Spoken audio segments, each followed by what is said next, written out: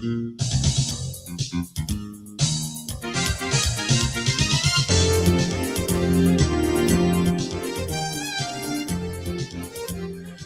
minutes on to 11 o'clock here in St. Vincent and the Grenadines. You're locked on to WEFM 99.9, the Clean Fresh Sound, and this is your It's Your Turn program.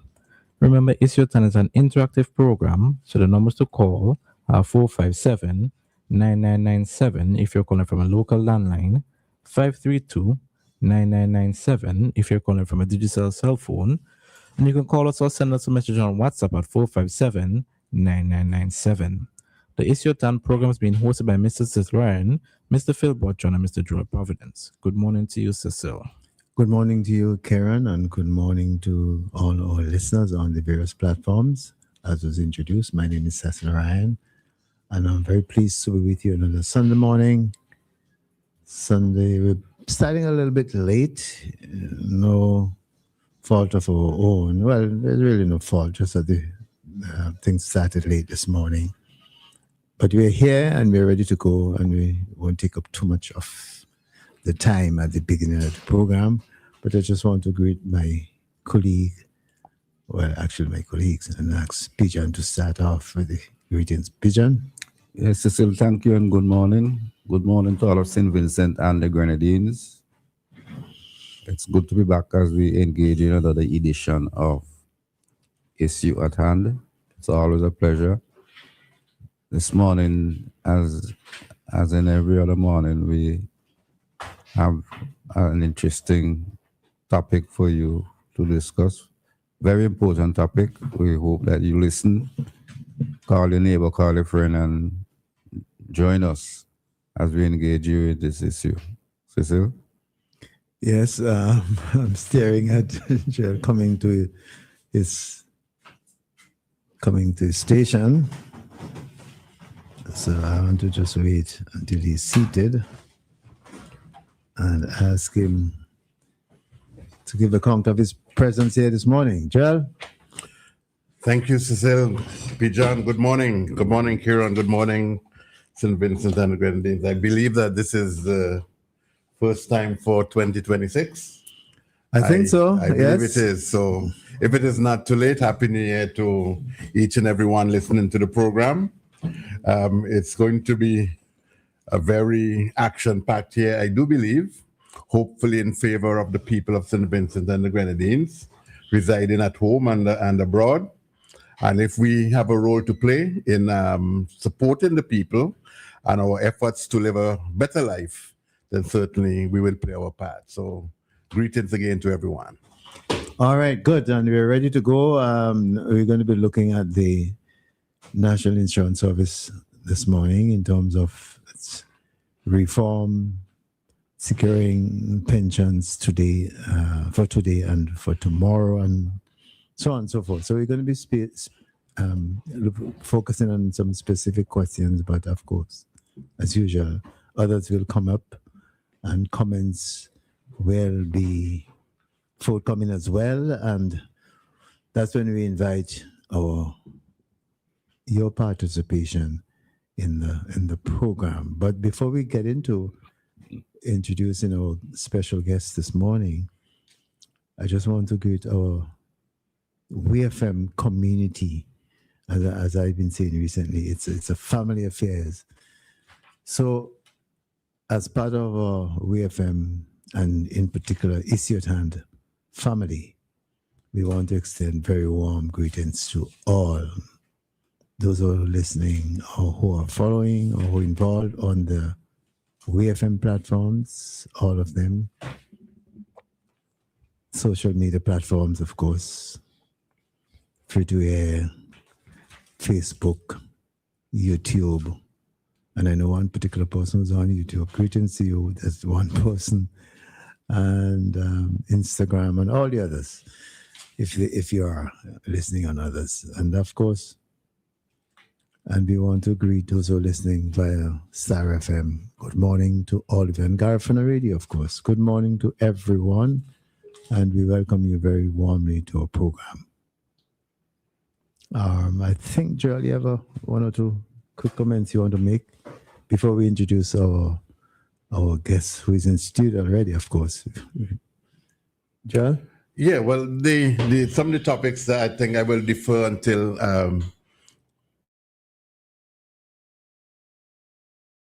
I just wanted to say, well, there are a couple of things that were in the news recently, which one of them being the new diplomatic appointments as determined by the Cabinet of St. Vincent and the Grenadines. And I would like to use the opportunity to say, well, I think that by and large, I think that the persons appointed, it's they meet the criteria for representing the interests of the people of St. Vincent and the Grenadines in the particular jurisdiction in which they will be working. And I wish them well. Equally, I would like to express my appreciation for the work done by those persons who have been serving St. Vincent and the Grenadines abroad, whether it's in New York, Toronto, Taiwan, Venezuela, Cuba, United Kingdom, and so on. As well, there are persons who have been there.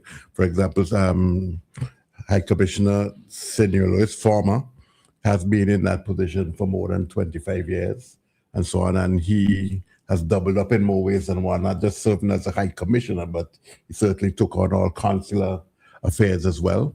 And I think as a result, he has helped to make, to lift the image of St. Vincent and Grenadines and represent our interests abroad. With regard to those persons who are now going abroad, I would certainly like to I would hope that they would get the required basic training and appreciation of what the job entails. Some persons already come with some degree of formal training in the area, and that gives them a head start. But by and large, I think that we not only have to go out to be the face and voice of the country, but ensure that our foreign policy is clearly articulated, and by and large, our interests are truly represented. And I think that is we have to begin to think in terms of how can we lift the level of representation, take it to another level, and ensure that we get the best out of it economically, socially, and otherwise. Mm-hmm. I also just wanted to say one thing. I would leave for another time what I consider to be a parliamentary revolution, effectively. And we haven't had a full discussion on that. And I wanted to link it, I would like to link it with what the French call the republics, the first, second, third, fourth, fifth republics. And this has been going on since they have gotten rid of the monarchy. And there have been specific changes along the line. I think the last one being in 1958. But by and large, these are constitutional changes. And I asked the question, I asked of myself whether or not when we have situations like this in St. Vincent and the Grenadines, whether it is not incumbent upon us to see where we are in terms of the foundation of our nation state, and to see whether or not when events like the 27th of November would have taken place, whether or not we are duty bound to reflect on who we are, what we do, what is the DNA of our nation state, and what changes should be made and what amendments should be made to the Constitution. I'm deliberately staying away from the point necessarily of saying that there should be referenda taking place ASAP, but at the same time, the opportunities provided, from what we understand, for the parliament to make certain changes to the Constitution once they have 2/3 or higher majority in parliament.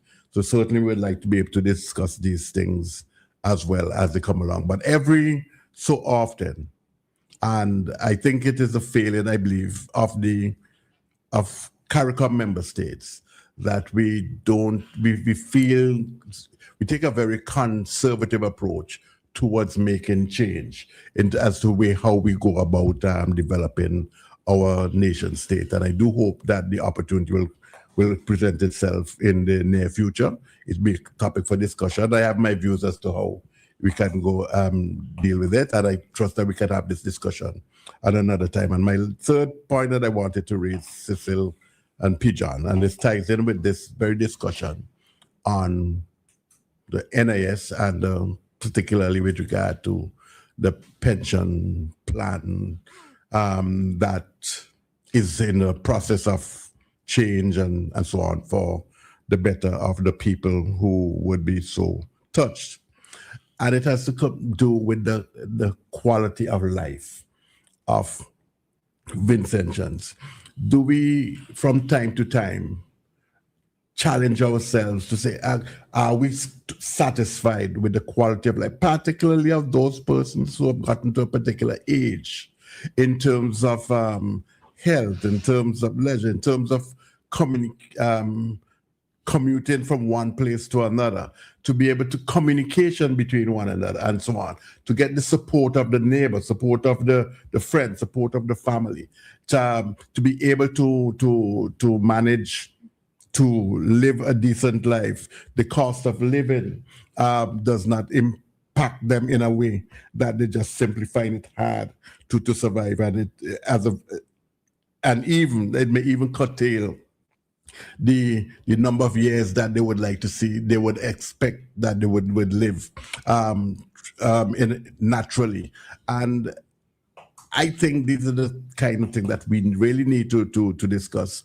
And it's it's against this backdrop of the physical and mental, psychological, spiritual, even quality of life. I look forward to the participation in this very important discussion on the status of our pension plan. Mm-hmm. All right. Well, we're certainly we have the opportunity right now to discuss the latter set of issues you raised. But I just want to say on last week's program, well, I for sure have had very positive feedback on the discussion, in particular the contribution made by Carlton CP Hall and Hyper Constant. A number of people rang my phone and sent messages to say how very pleased they were. They were really into the discussion. One gentleman said he couldn't leave his radio.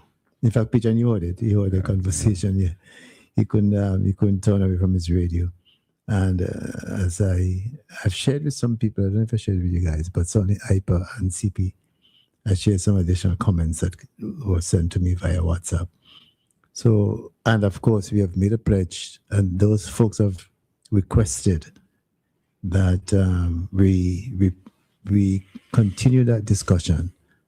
And I think we can say that we will try again to continue that discussion sometime in the near future.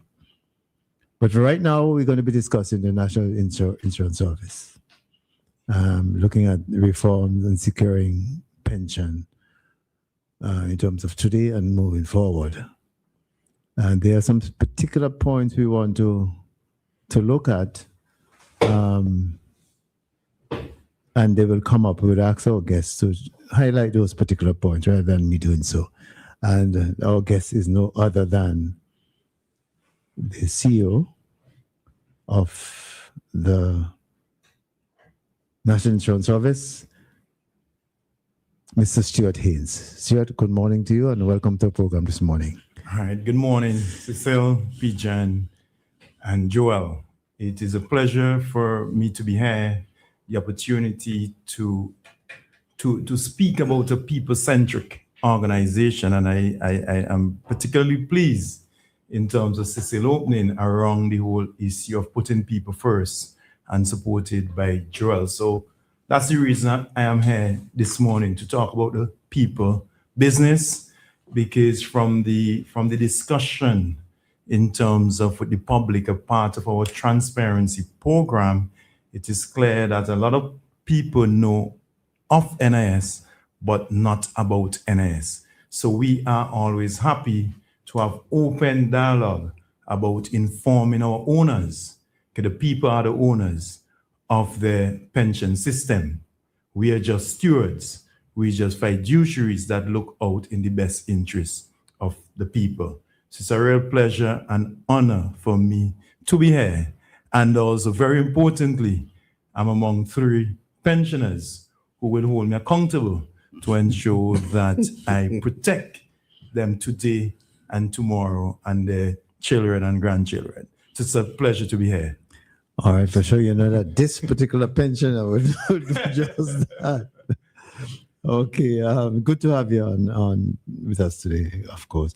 The last time you were here, Stuart, it was a kind of ticklish period in the history of the NIS and the history of the country, where there were serious questions and challenges posed to the NIS. But basically, the NIS has overcome those challenges. Is that correct? Yeah, absolutely. Give us an account now. Right, absolutely. When I was there, 22, 23, we were at a particular juncture in our operation where we were seeing that we were paying out more than we received. So in 2022, for instance, we reported a net profit about negative 20 million. 2023, that net loss actually. I was going to ask. So yes, net loss in 2022 and also 2023. So I'm pleased to report after support of the reform measures, we reported a profit of 14 million in 2024, and we doubled that profit estimated in 2025. And it's centrally due to the reform measures as well as the improved efficiency among staff. So where we are today relative to where we were 2022, we are in much better financial shape, right? And that is due to the support of the public. Also, not only we are in a better financial shape, because you should ask yourself, where you from a governance standpoint? And we are better governed today than we were in 2022, because during that journey of engaging with the public, we took the advice about, for instance, constant engagement, continuous conversation, talking about NIS. That's what we have been doing. So our transparency radar, we're more transparent. Also, we're more resilient. We're more resilient from the standpoint that we have, from a digital standpoint, in terms of how we deliver our service, in terms of human capacity. We have trained professional staff, that is key, and we are resilient by the way we risk manage our portfolio. Because we moved to a point now where we've been very deliberate about de-risking and diversifying our portfolio. Today, we have 44 cents of every dollar internationally. We have 42 cents of every dollar locally, and we have about 14 cents of the dollar regionally. So NIS is in a much better position today than we were 2-3 years ago from the standpoint of more financially sustainable, 1, 2, better governed, more resilient, more transparent, and we position to protect you today and tomorrow. So we've gone through and we are still going through the reforming stage to secure your tomorrow. Can you just repeat those figures, you don't mind, Stuart? Right. 44 cents. Right. So 44 cents internationally. Internationally, okay. Right. And 42 locally. 42 cents locally of the investment. Investment, okay, Yes. okay. Right. And 14 cents in terms of regionally. And I know when I was here in 2022-3, the concern was wrong, and I mentioned that we have the lowest exposure to central government. We still remain very low exposure. For every dollar we have in investment, 8 cents are invested in the government. I know also that was a concern. Could you So define when exposure? you say 8 cents, you mean 0.08%. 0.08. So 8% of our Yeah. portfolio is exposed to the central government. What And does it's a that mean in real terms? What that mean, for instance, if we have, let us say, $100, $8 is invested in government. That's in real terms. And when you So, say invest, you mean bonds, buildings, and basically bonds, mainly bonds, Yeah. loans in Okay, government. okay. Yeah. And this I don't want to call them myth or a perception that government have access to NIS funds at any time they wish. Yeah, so that is totally not true. I mean, I mentioned about we are properly governed. The monies belong to the people, right? And we are fiduciaries. We act in the best interest of professionals. We administer our program in accordance to international standards. Also, every dollar that we collect is audited and audited by international accounting firm. We had some local brilliant minds that perform our audit over our 39 years. For instance, we had Ruben John. We had, Brian Glasgow, recently Floyd Patterson. And we have received a clean audit over our 39 years of operation. And also we have conducted actuarial review every 3 years. The only year we did not conduct it after 3 years was in 1991. And the only reason that happened is because they didn't have any access to an actuary. And now we're privileged where we have an actuary as the CEO of NIS. So we've conducted reviews in 92, 94, 97, 2001, 2005, 2008, 2011, 2014, 19, right through. And all the reviews point to that from a governance standpoint, we sound. I also, since took over leadership in 2017, really tested our governance. We engage an international organization combining of professionals from the International Labour Organization and the International Social Security Association to review our governance and administration. And we passed that with flying colors. We also, after the 12th actuarial valuation, we were the only country in the region that conducted a peer review. We engaged the World Bank to review our actuarial review. So in terms of the whole issue of government interfering, that is really not true. There are some challenges that we had, for instance, with some investments, right? And we have worked assiduously in terms of the recovery. And almost all of those challenge investment, we have recovered because our duty basically relies around, as we collect a contribution dollar, to protect that. We want to secure your pension. And also importantly, we do not want to leave a broken system for our children and grandchildren. Jolly. Yes. By and large, you just spoke about the issue of governance and how efficient and effective it was and so on for most of the 39 years, if not all of the 39 years. But however, I want to ask the question, though, that just 2 or 3 years ago, that the NIS was in a relatively precarious position, regardless of the governance, that you only had the life is perhaps anticipated to, your money will run in 2034 and so on. You've just had 11 years or so to go. So you had that situation. So, and you talk about losing 20 million 3 years ago and you turn that around to a net profit of 14 million, and then you double that again to 20. So there had to be some fundamentals that go beyond the issue of governance that made this turnaround to be. So I just want to ask, and then when you answer that, I'll come back with another question as to your investment. All right. In answering, Stuart, I've made a thing. What are the measures that were put in place to enable that turnaround? That's the way. I don't know if it's the same question, Jolly. Yes, but yes. Basically, that's the same question. But it's important for me to give a background. Sure. For instance, and I'm going back for the start of NIS in 1987. When we started the NIS in 1987, we moved from the NPF to the NIS. Sorry, I didn't mean to cut you. But in what you were saying before, you referred to an actuary was hired. You mean as in your case? Right, yeah. Say that. Okay, so yes, as the CEO, you're an actuary. All right. Right. So very good. So in 1987, I think one of the fundamental challenge that we made was to reduce the contribution rate from 10% to 5.5%, which was the lowest in the region. And we are the youngest social security system. For instance, Antigua set up in 1972. They maintained their 10%. Dominica was in 1976. They maintained the 10%. St. Kitts actually moved from their 10% to 11. They set up in 1978. St. Lucia in 1979. So they maintained the 10%. St. Vincent reduced. So from that, we started with a low contribution rate.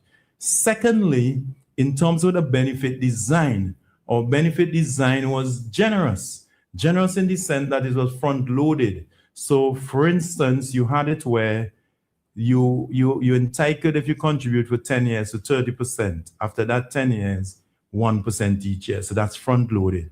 And also, within our first 20 years of operation, between 1987 and 2007, every actuarial valuation, we have been increasing benefits. And contribution rate remain constant. Clearly, that is mathematics, right? So we technically have been quietly underfunding Social Security, basically promising more than the design could sustain. So when you assess that challenge, then there was a need to reform. I mean, I joined the NIS in 2005, and immediately as an actuarial student, I identified the challenge. And I've worked, with the external actuaries and so forth for the financial rebalancing. So we started with that position. So the system was designed in a way that is unsustainable based on modern realities, current realities, and the demographics. I believe that's the major challenge facing not only Social Security St. Vincent, but Social Security globally. And I could tell you why that's a challenge, right? Because today, right, I'm making contributions as a contributor, and my mother is receiving a pension. So it's an intergenerational program. So the way Social Security system designed, the workers pay the current pensioners. So that's called a pay-as-you-go. An assessment in 2002, for instance, for every one pensioner, we had 10 contributors. 2022, for every one pensioner, we have 4 contributors. When we did the last actuarial valuation up to 2079, we projected that for every one pensioner, there will be 2 contributors.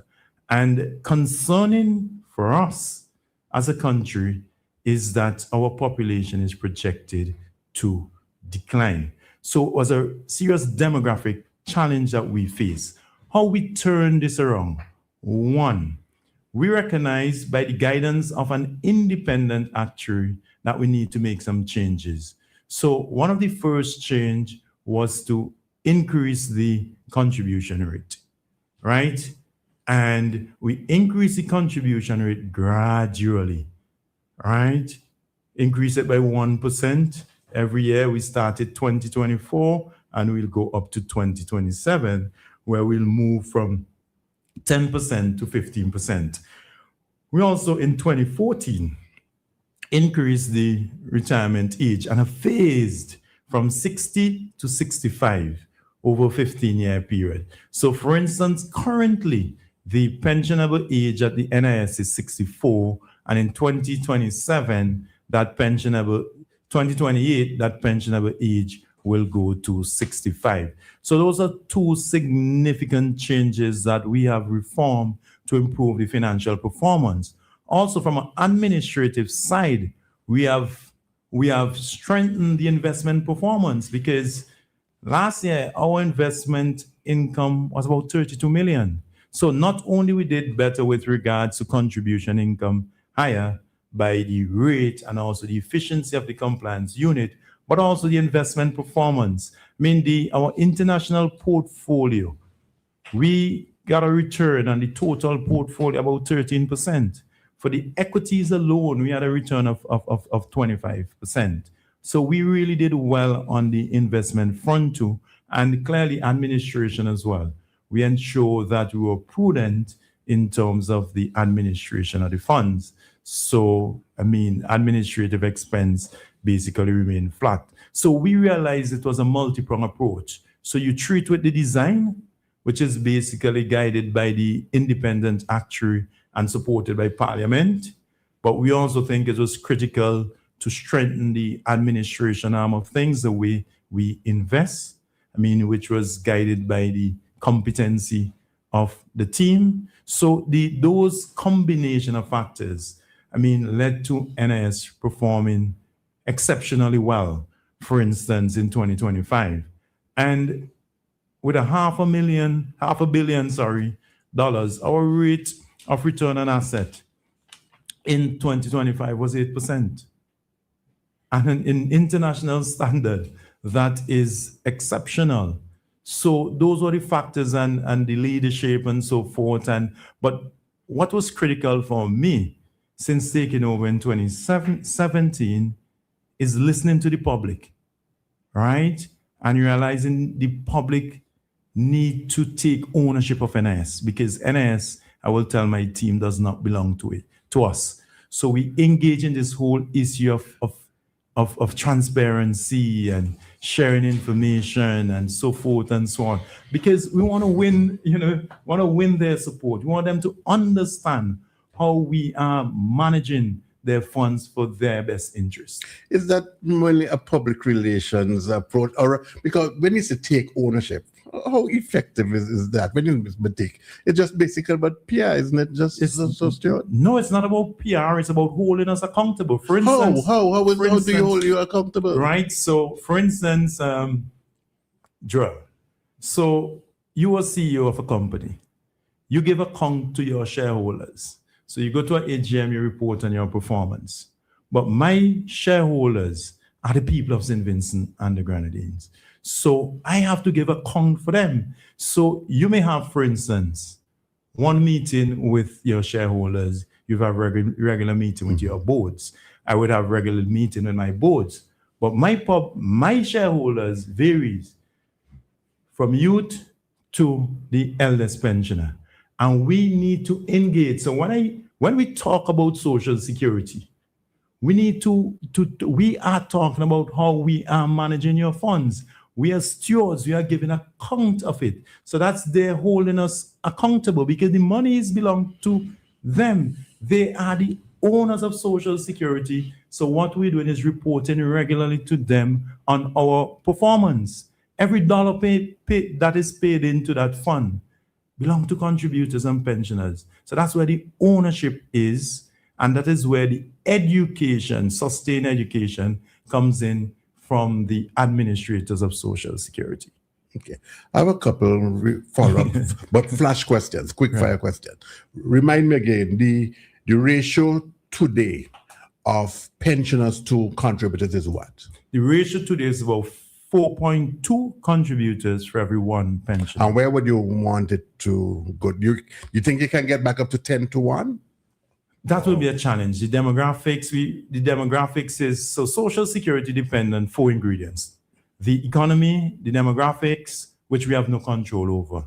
But we would engage in policy discussion and so forth, and administratively probably could work on the voluntary contributors, the self-employed, to drive the contribution base. But the demographic it wants a whole country approach to it, and it's not unique to St. Vincent, right? So it's something out of our control, but we can work with policymakers to engage in one consultation with the public, because we share our numbers, they see where the demographics are going. And interestingly, when I had my first briefing with the Prime Minister Friday, that's one of the things I told him, that we have to pay attention to the demographics.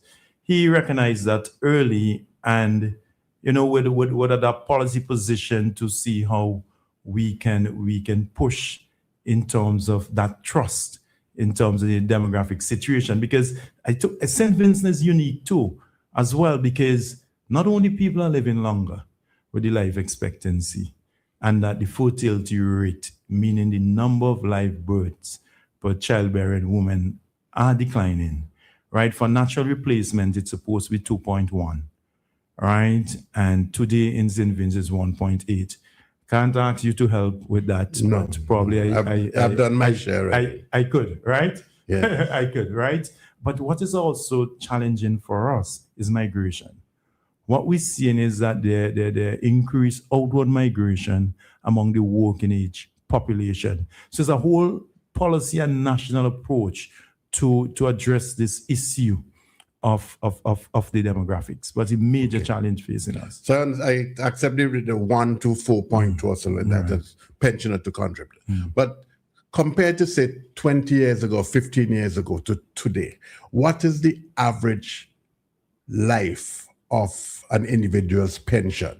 How many years would someone enjoy a pension today? After retiring, from time he first signs on to get his first pension, how many years of life would that pension actually have compared to say 20 years ago, or before you started the move from age 60 to working towards 65? Right. So we have, in terms of the life expectancy now from age 65, the life expectancy for age 65 for males is about 12 to 13 years, right? That's an average. And the life expectancy for female will go from 13 to 14 years. So on average, that's the length of time one would receive their pension. But, some will do more, some will do less because of the average. Life expectancy is just the average, and that's from age 65. Before, in terms of when we look at life expectancy, that was about the 8 or 9 years around there between male and female. Because what we're seeing is that we look at the average for us, because we don't have, for instance, a life table. We go with basically our experience and how long, pensioners are receiving. What we're seeing is that, and currently, that more pensioners are receiving pension for 12 and 13 years. Before, at 60, what we're seeing is that the holding period for pensioners was a little bit shorter, but also that is compounded with the fact that we're getting more pensioners as well. Yes. Naturally, that's really driving up the cost. So what we're seeing is life expectancy before, around that time, like we say, life expectancy from birth was about in the 69, 70. Now life expectancy is about 77, 78 days. So we have seen an increase in life expectancy. But there's a big distinction between life expectancy from birth and life expectancy from the age of 60. Absolutely. Because if we look at life expectancy, for instance, from 65, let me put it 65 because that will be our pensionable age. You get life expectancy is about, let us say, 15 years for female. So female would live up until 80 based on that. If we look at life expectancy at birth, life expectancy at birth based on our last estimate is about 74, 75, right? So it's really different because once you reach to 65, then it's estimated that you would live another 15 years on average. So we get those statistics from I want to come in there and ask you to go back because earlier on in response to Joel, you said that every contributor is a shareholder. Absolutely. Basically. How is that manifested? Right. So Social Security was set up to provide a lifetime protection for workers. How is Social Security funded? Social Security is funded by contribution from employer and employees. So those are monies that come in. The way Social Security system is designed is that the payout now will be less than that contribution. So in the early years, the contribution income exceeded expenditure. So we had some excess, and the excess now you invest. So that's what we call partially funded. So the money is coming into Social Security is through contribution and also through investment income. But to realize the first investment dollar, we realize that dollar from the contribution of workers and employers. So they are putting the money in, so the money is belong to them. And they will tell you, Social Security 101 or Actuarial 101, you are to act in the best interest of your shareholders. And in our case, those are contributors and beneficiaries. See, Joel was a CEO for a private company. He had to act in the best interest of shareholders. Cecil, you, Pigeon, and myself, we go regularly to Gecko's AGM meeting. We are shareholders, and we go to hold the management and board accountable. In the case of NIS, where the monies come from? From the people. And how do the people hold you accountable? Aside from a Right. program like this one, how do Right. the people hold you Right. or hold the board of the NIS Right. accountable? Right. So the people, access to social security is a fundamental human right as declared by UN. And you having that right to the access to social security means that you are entitled to know how we manage your contribution and how we pay your benefit. The Social Security now has a law that is designed based on the ILO, International Labour Organization.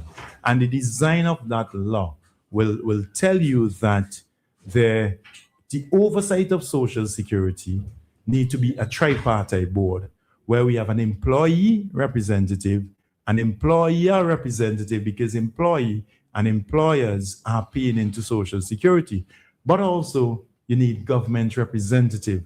Why government representative? Is because government serve as a guarantor for Social Security. So you need the government representative on the board and also two professional. So that's how the whole setup from a governance standpoint at a board level. So by law also it is designed that we have to do annual audited financial statement submitted to the minister, who will then transmit to cabinet and also to parliament. So parliament holds us accountable, and any document that goes to parliament become public, and the public holds us accountable. So just as how we'd have, for instance, Gecko will report to shareholders in the annual shareholder meeting, we report to the people of St. Vincent and the Grenadines, one, by publishing our accounts, and two, the law also states that we should do an actual valuation every 3 years. So we also have to publish that. And that is where the public would hold us accountable. Or if in that reporting, if there are any issues, the public is free to come into NIS and question not only about their contribution, but how we are managing those monies. Let me follow up a bit, because earlier you said, and you're correct, that people like you, Pigeon and myself, we go to these annual general meetings, and it is correct. Do the public have an opportunity to engage you at any annual general meeting? In the forum. In the forum, right. So that's a very important point, and it was raised by the unions in our conversation with the union, the need to have an annual meeting similar to a shareholders meeting. What we adopt is a whole multi-pronged approach in terms of, one, where we will meet with different stakeholders, right? We meet with the union, we meet with workers, we meet with employers, we meet with opposition, we meet with government, and we do it being similar like the setup of the board on a tripartite. But we are open, we have opened that dialogue with all stakeholders. So I was telling my team that, for this 39th anniversary, we'll have a conversation with the public, give the public an opportunity to let us talk NIS. But what my question was more specific. We have no formal AGM. So let me ask you, and so forth. Does the law that governs the NIS, does it require any AGM as such? No, the law does not require AGM. Right. So the law holds us accountable by producing audited financial statements and actual valuations. But in modern time, we go law plus. We don't just stick to what the basic law says. This is why we out there. No, I know. I understand. We understand that. But I wanted to make sure, to clarify, so the law, that unlike in the case of Gecko or Kingston Credit Union, or even the Bank of St. Vincent, the law requires by the Company Act. Right. Yeah. But it doesn't require that of the NIS. Okay. It does not require So we are clear. Is there an expectation that representative bodies go back to their constituents and report the developments in the NIS. For instance, he representing the workers. Is there any mechanism for that representative to go back to his or her constituent that they represent, Right. to share developments in the NIS? Right. So once you are a member of the National Insurance Board, your interest is basically in all contributors and all beneficiaries. There's no employees, there's no employer, there's no government. We acting in the best interest of our shareholders, who are our contributors and beneficiaries, right? So the representative, for instance, of the union can share public documents. Like after we release the annual report, then the representative could work with the administration clearly in terms of management to have a conversation with their constituents, right?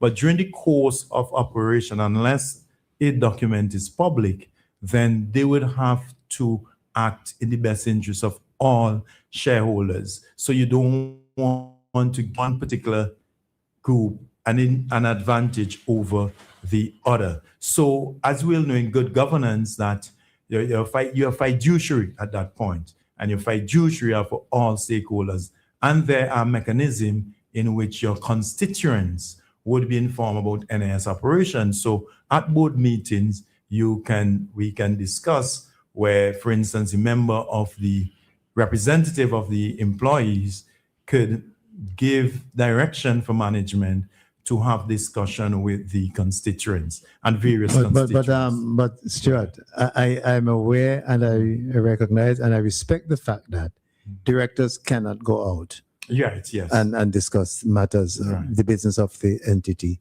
the organization with the public. Right. Because you're bound by secrecy. Right. But in the case of the representative for government, for example, at what point, well, let me put it differently. At what point does the government get a report on the workings of the NS? Because clearly government has to be concerned.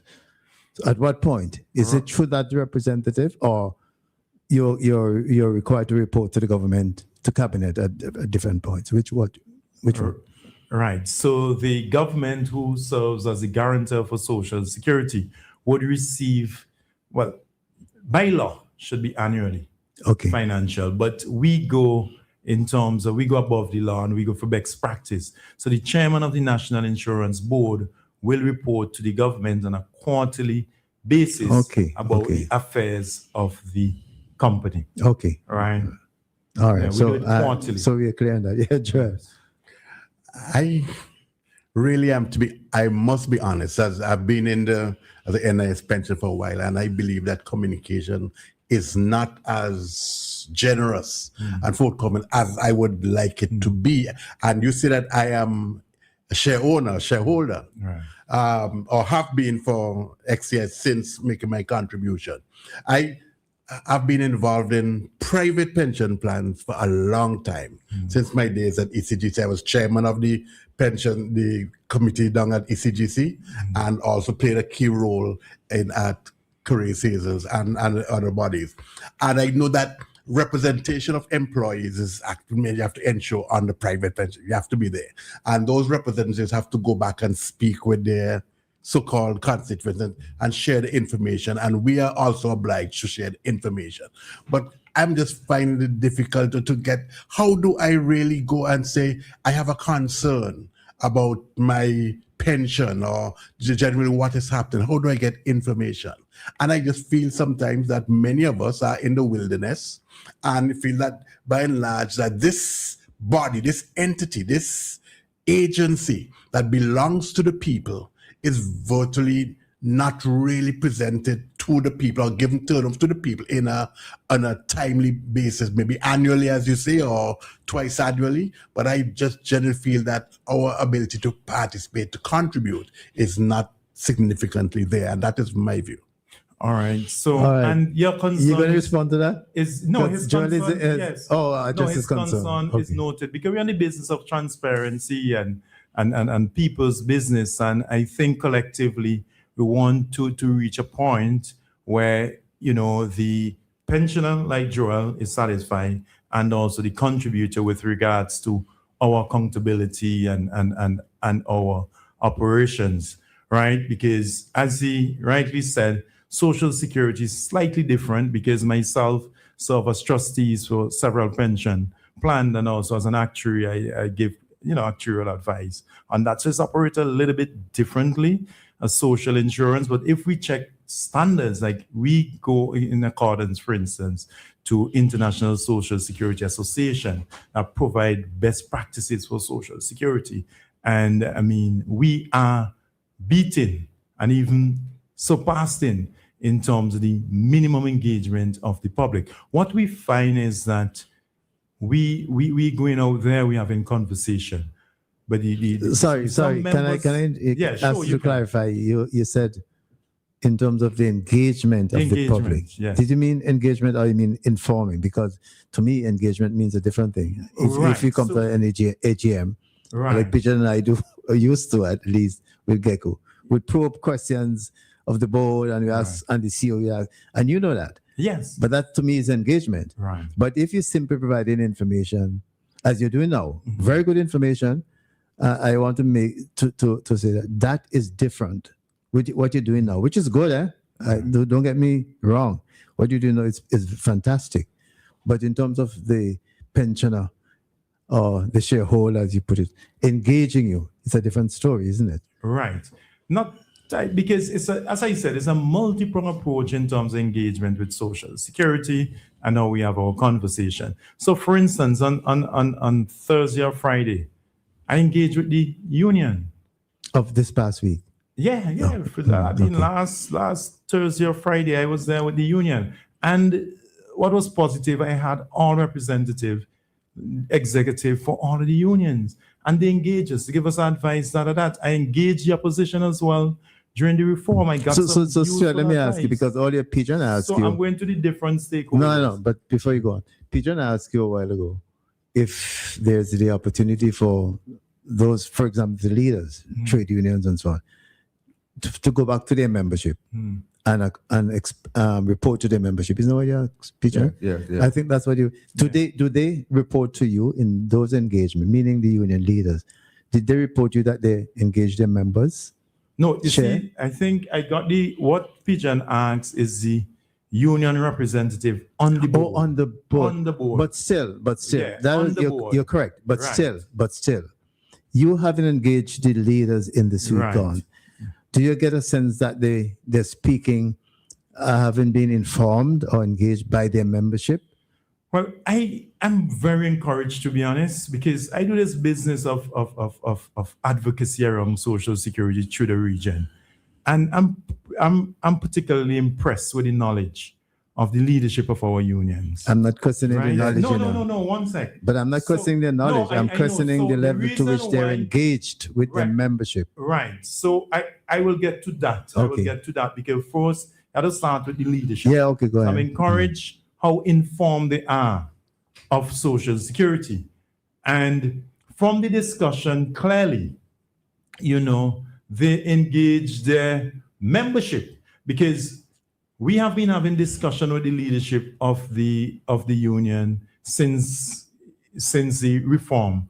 And they have indicated that they will go and talk to the members. Okay. How formal is it? I didn't go into that question. Okay. But I believe with the critical minds and also some of the intriguing and questions that these leaders of these trade union acts, then they are following. Okay. They are following. And earlier you said, and I was very pleased to hear you say that the performance of the NS is excellent, particularly over the past 2 years. That's what you said, right? Yes. Right. I want to ask then, because one of the things I want to go to pointedly is the impact of the reforms to date. Right. The reforms, they had something to do with the what you call the excellent performance of would you say that's the kind of impact that has happened? Right. So I want us to look at the reform from two paradigms. One, a parametric reform where we change the design and the contribution rate. And that impacted the outcome naturally measures in the financial performance. But we also have to look at reform from an administrative side in terms of how we strengthen governance. Joel mentioned about the whole issue of engagement and communication. I think I will take that back with me to see how we can, have this public discourse, with public discourse where You we mean more invite the frequently? public. Yeah, more More frequently, frequently, because we had it during the reform and because it's the whole nation.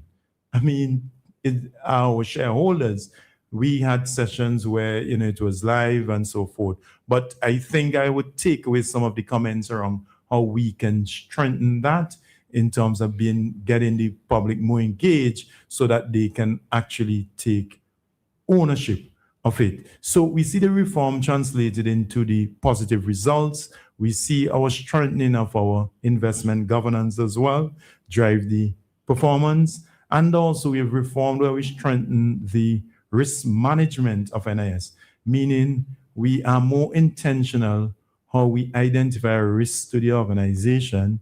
When we identify a risk, we do some assessment of it to see the impact. Then we make a determination if we will mitigate that risk or manage that risk.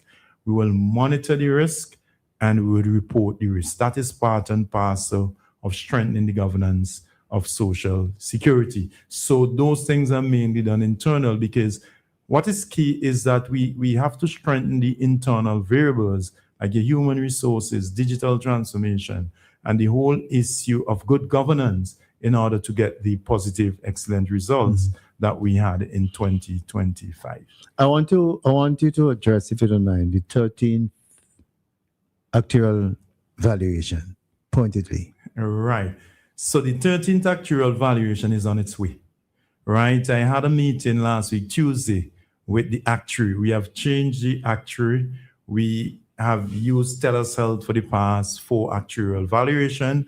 We developed the practice where we change actuary every 4 valuations, and we have now engaged the International Labour Organization.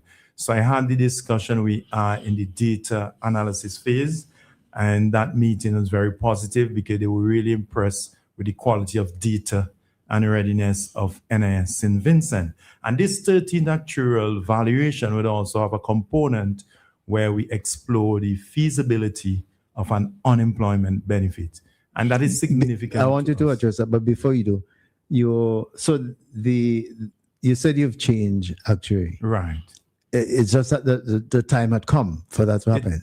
Was there any other reason why you changed? I was intentional in working with management to change it to, we had a transparent process where we receive bids. There are not many actuaries across the social security space. So we received in terms of about 4 proposals, and we selected the ILO. Okay, the ILO. The reason I'm asking you is how often do you change? We have a practice conventional. Right. Yeah. We change every 4 actuarial reviews. So the previous one was 4 years ago. Was 4, which is 12. Yeah. So they did the 9th, 10th, 11th, and 12th. So 4 years ago. No, not 4 years. The last one was 4 years ago. Right. So now it is time to change to a new one. It is time to change based on our practices. Right. That's what I mean. Right. So we have neither the International Social Security Association has any standard around how frequent to change actuaries. But because of our development of leading practice, we change every 4 actuaries. Right. So it's not that there was a problem with the actuary. No, there was no problem. Okay. Yeah, I just want to make that clear. Yeah. Okay. What are some of the main questions that the actuarial review seek to answer? Right. The major question the actuarial valuations seek to answer is whether or not the NIS is on sound actuarial and financial footing. And actually look at 4 key areas for any social security. They're going to look at financial sustainability. Can this social security system meet its obligation now and in the future? It's going to look at adequacy. Are we paying a meaningful benefit to our pensioners? It's going to look at affordability, meaning is the contribution rate affordable by employers and employees. And 4, very important, but which is the most challenging, is are we fair across the generation?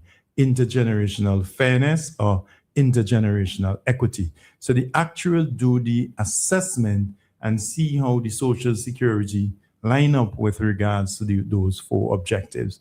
In summary, that's what the actual valuation aim to do, and then the actuary will give independent advice to the minister, naturally through the National Insurance Board. When was the last time that the NIS increased pension its rate to pensioners? Right. So the last increase to pensioners was in 2014. Right. I mentioned at the beginning, I can put the context why. But that's more than two decades ago. That's more than not quite. Yeah, not that's more than a decade ago. Yeah, but I can tell you why. Because I shared in terms of our history with the underfunding nature of Social Security. And with the reform measures, it could take different dimension.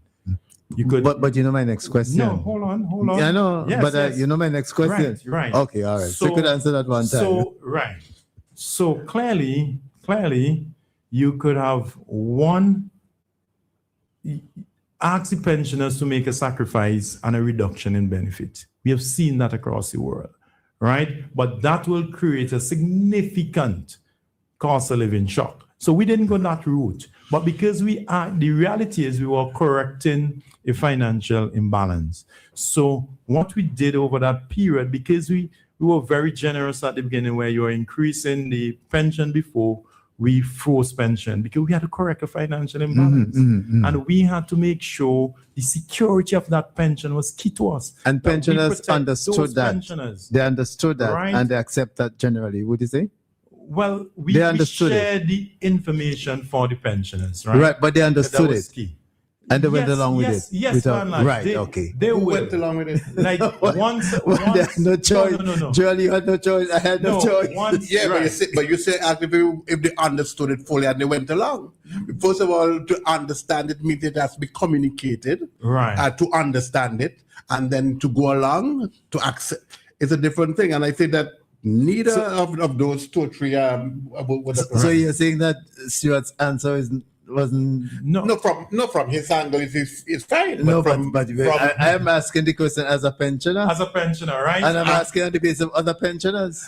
And right, and very good. I'm answering it as your steward, looking for your best interest, because pension could have increased, for instance. Let us look at this. We had an option. Pension could have increased every 3 years and continue what we were going. However, instead of collapse being 2034 with no change in contribution, it could have been earlier. So we had the choice. Either you continue increasing and you run into a situation of a challenge, almost crisis, then you had to do emergency cut. That's one. And the second option is, how can we responsibly finance this? Right? So we responsibly finance it by using the financing method, by going with the contribution rate adjustment, the age adjustment, and holding pension. And all this was done in the interest of protecting pensioners, because Joel, Cecil, and Pigeon, you would prefer $1 for life. But hold on, $2. We only 3. Hold on. Let me. No, but hold on. Listen, we're only 3, but thousands out there, pensioners, also listening, glued. Yes. So just all of us. Address all of us. I'm speaking for my $1 for life. As an continue. Yeah, $1 for life or $2 for let me say 10 years, for instance. We don't want that, because if nothing was done and we continue to increase, we'll be at the point in 2034 where you would have been? We would have been had we not made these changes. Right. At a point where actually we would be breaking our promise, because at 2024, not like NIS would have closed down, but what would happen is that the monies in reserve coupled with contribution would have paid 60% of our pensioners. We have 10,000 now, so we have where 6,000 people receiving pension and 4,000 not. Or we could do like some other countries that in this crisis situation where you pay some pensioners this fortnight and pay the others and that. But we wanted to protect pensioners. All this is in the interest of protecting our So now that pensioners. your performance is excellent, I'm using your words, eh? Yes. And that you have improved to the point of over the last 2 years from negative 20 million to positive, is it 40? Yeah. 33. 33, almost 40. My target was 40. So you're in a good space now to increase pensioners' allowance. Absolutely. So the sacrifice that was made over the last 10 years or so by pensioners was worth it because we have rebounded, we have recovered, we have reformed, we're in a better financial position. So this is Stuart Haynes' assessment now. Because we guided by the actuary assessment. Okay, all right. Not the director of finance, no. So, and I'm a contributor. So from that perspective, so we are in a better position now to increase pension than we were 3 years ago. You have a point? You have a data point for that? A data point. So as I said, I met with the actuaries last Tuesday, Wednesday, and from discussion, we're trying to complete this actuarial valuation by June 2026. So we can see a recommendation by about July? June, yeah. We can see a recommendation coming from them. Good news for pensioners. In 2026. Pigeon will be planning for that, eh? Right. Because the actuary will certainly take into account the freeze on the pension for the last so many years and compared with cost of living. Yeah, cost of living and so forth. But it's a sacrifice we all had to make to protect you tomorrow. And we don't want to leave, to be honest, team, a broken system for our children and grandchildren. And the reality is we promise a lifetime pension. So with the reform and so forth, we just want to meet that promise. Okay. Of a lifetime pension. That's good news. There's a metric you made reference to earlier about, I think it's contributors to beneficiaries. 1 to 4. 4 to 1. 4 to 1. He said 4.5. 4.5 roughly. Yeah. And I think he suggests a downward trend. Yes. At what point should that metric be of concern, serious concern? That metric is of concern right now. Right now, yeah. Right? But I think what I hear you saying that you're putting measures in place and you're measuring such that it won't be disastrous. Yeah. Is that the case? Right. So it's a national approach to address this issue. From an administrative standpoint, we have to see now how we can improve the opportunities for improvement with regards to self-employed workers, informals. If we get these catchments, then the number of contributors increase. Also, we have a migration issue, right? In terms of where workers are migrating. We also will use the voluntary contribution program to capture them wherever they're going. Right? To try to maintain that base. So these are strategies, that we administratively are adopting. And I show the government in their own effort around addressing the demographic issue would have different. I know Joel wants to comment, but even as you are on the question of following workers, do you have a relationship with other countries, the social insurance of other countries, whereby persons who have lived abroad or worked abroad can benefit or that their pension can tie with the NIS in St. Vincent? Yes, we have that, for instance, in the CARICOM. So we have the CARICOM reciprocal agreement. So in that case, they won't be a voluntary contributor because there's agreement where if you move from St. Vincent to St. Lucia, you contribute to St. Lucia Social Security. When you reach pensionable age, you determine who we focusing on is those persons in BVI.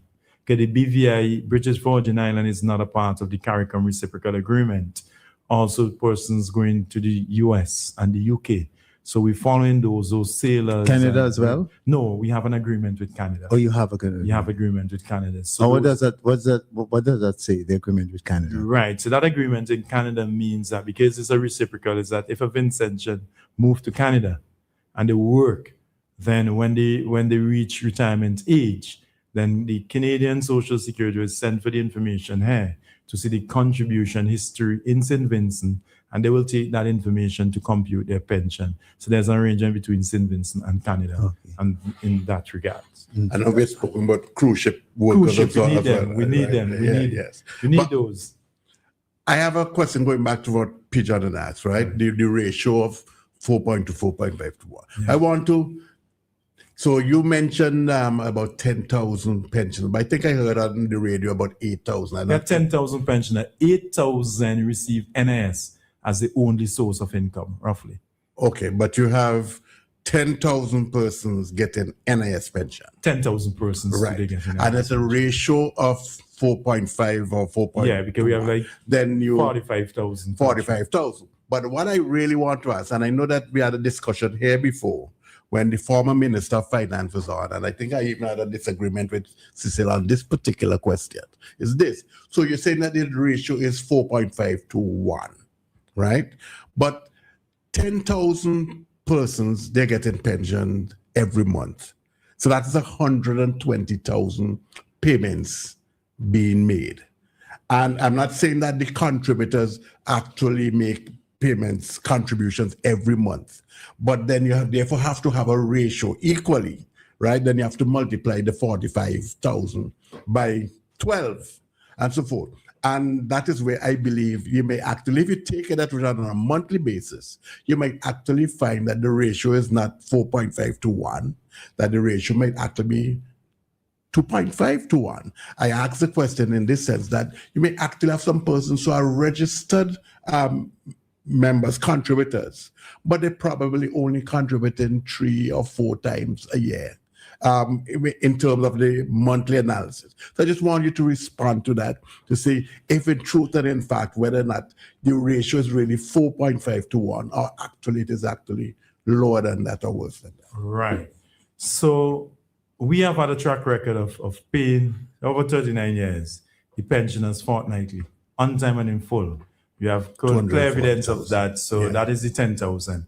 From a contributor standpoint, yes, we look at person who want to make one contribution. So you have some will contribute for 3 months in the year, some will contribute for 6 months. We have most, that will contribute for the 12 months, for instance. So if I take density into consideration, effectively it will be less.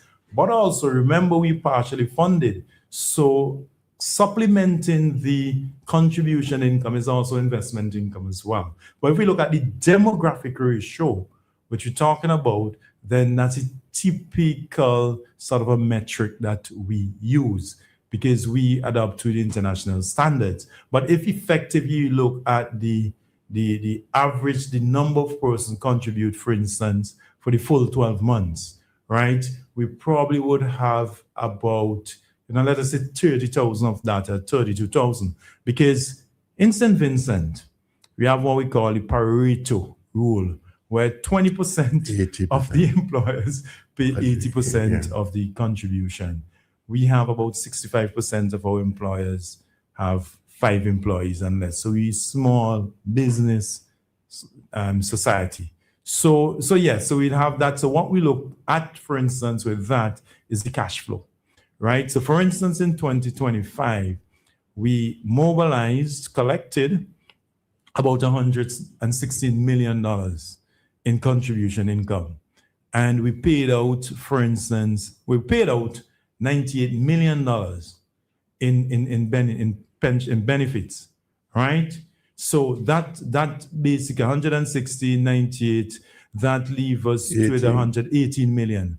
In the administrative expense, right? For administrative expense, we paid out about 10, 11 million, right? So that leaves us with 7 million. What we did with that 7 million, that 7 million belongs to the people. So you reinvest that in the reserve so that you could make future payments in benefits. And I also want to make this point.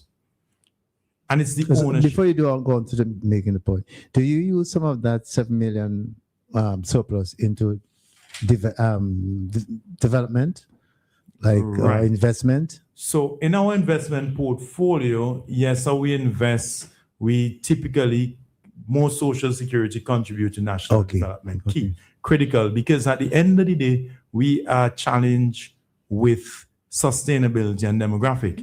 You know, interestingly, my brother Cecil, I received a call a couple of weeks ago from Professor Dr. Theodore out of the Health Economics Unit at Trinidad.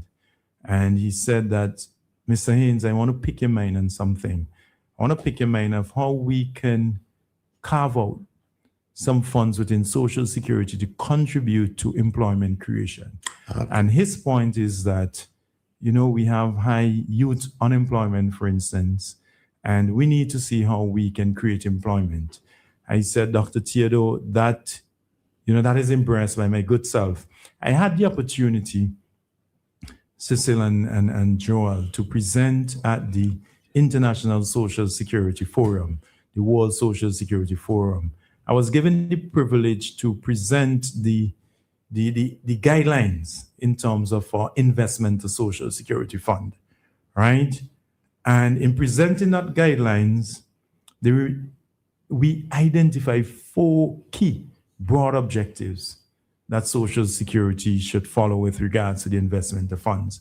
We look at safety, key. We look at liquidity, because we want to pay our obligation when they fall due. We look at profitability, and we at social and economic utility. And I had to spend some time on social and economic utility, explaining, we call it impact investment, where we want to focus on job creation and strengthening certain sectors. And after my presentation, my deliberation, I was invited actually to South Africa to do a presentation on the same theme, because in Africa, they focus a lot on impact investment. And the International Social Security Association wanted us to revisit the whole issue of driving economic and social development. But I was clear in terms of that would have to be in a responsible fashion, clearly, and they will go through the same due diligence that we will go through when we're doing a private investment. But I didn't have the opportunity to go to South Africa, naturally, because of local demands. Well, hopefully you'd get that opportunity sometime in the they future. actually wrote me to come and have a conversation on it. And also I see that last week I received another invitation by ISA to speak at a regional social security forum on the same topic. So you're in demand. Your ideas are in demand. Ideas, NIS, SVG. To be honest, yes, because I mean, I took over Social Security as a lead in 2017. I went to my first, World Social Security Forum. I presented, and after that presentation, I was nominated on the bureau, which is the board. And every single World Social Security Forum or Regional Social Security Forum, I've been invited to speak. So you'd say that SVG NIS is in good hands? I would say yes. All right. Yes. But that was only by the way. But you were answering a question that I think Gerald posed, and I interrupted. Yes. You remember? Can you? Was around the demographics, or I addressed that? You had addressed it. You better position now as a pensioner, or I still have some clarity on the particular question. I'm not. No, okay. I just want to follow for that. Just to slip in edgeways, though, that the dollar that I got in 2014 or whenever, that is now worth about 55 cents or something like that. Just say for whatever it is worth. In real terms. In real terms. But I am particularly keen and curious about this whole concept of impact investment. And because I always felt that the NIS had an obligation for its own self-preservation to actually invest in economic activity, particularly among the youth. So I just wanted to get a sense as to where you are today, where you are likely to go in the near future in terms of propelling or creating this kind of But before you go on to that, because I had Go to another question. no before that, because that's the according to our outline. That's the question. That's the last question we want to ask you before we open up. The same question that Joel is asking you. But I want to ask you, earlier on, you mentioned the question of unemployment. You did mention that. What is the thinking? Before we get on to the, or maybe you could start with that and going on to the future and to deal with what the point that Joel raised. Because the next question I want to ask is really the direction of the NS for the future. Right. So we building a future-proof NS, but the unemployment is critical because Social Security is the most comprehensive drill, life protection system any Vincentian will ever have, right? And we want to broaden that. So if you're sick, replace your income. If you get injured, we cover you. If you become disabled, your income continue. If death occur, your family is protected. And like you three gentlemen, when you retire, you receive a pension for life. So there's one. But sir, can I ask you to clarify? You said if you die, Right. your family is protected. Is that what you said? Yes, by way of you first get a funeral grant to assist with the burial, but also survivors' benefits once you have a widower, and also dependent children. Well, it depends. If you 55 and older, then you receive it for life. If you under 55 and you have no dependent children, then you would receive it for 1 year. If you have dependent children, and that dependent children mean a child below age 21. If, for instance, you are 48 and you have a dependent child that is, say, 10, then that dependent child will go up to age 21 and receiving the benefit of in full-time education. And that will take you 48 past 55, so you'll get it for life. So full-time education up to wherever.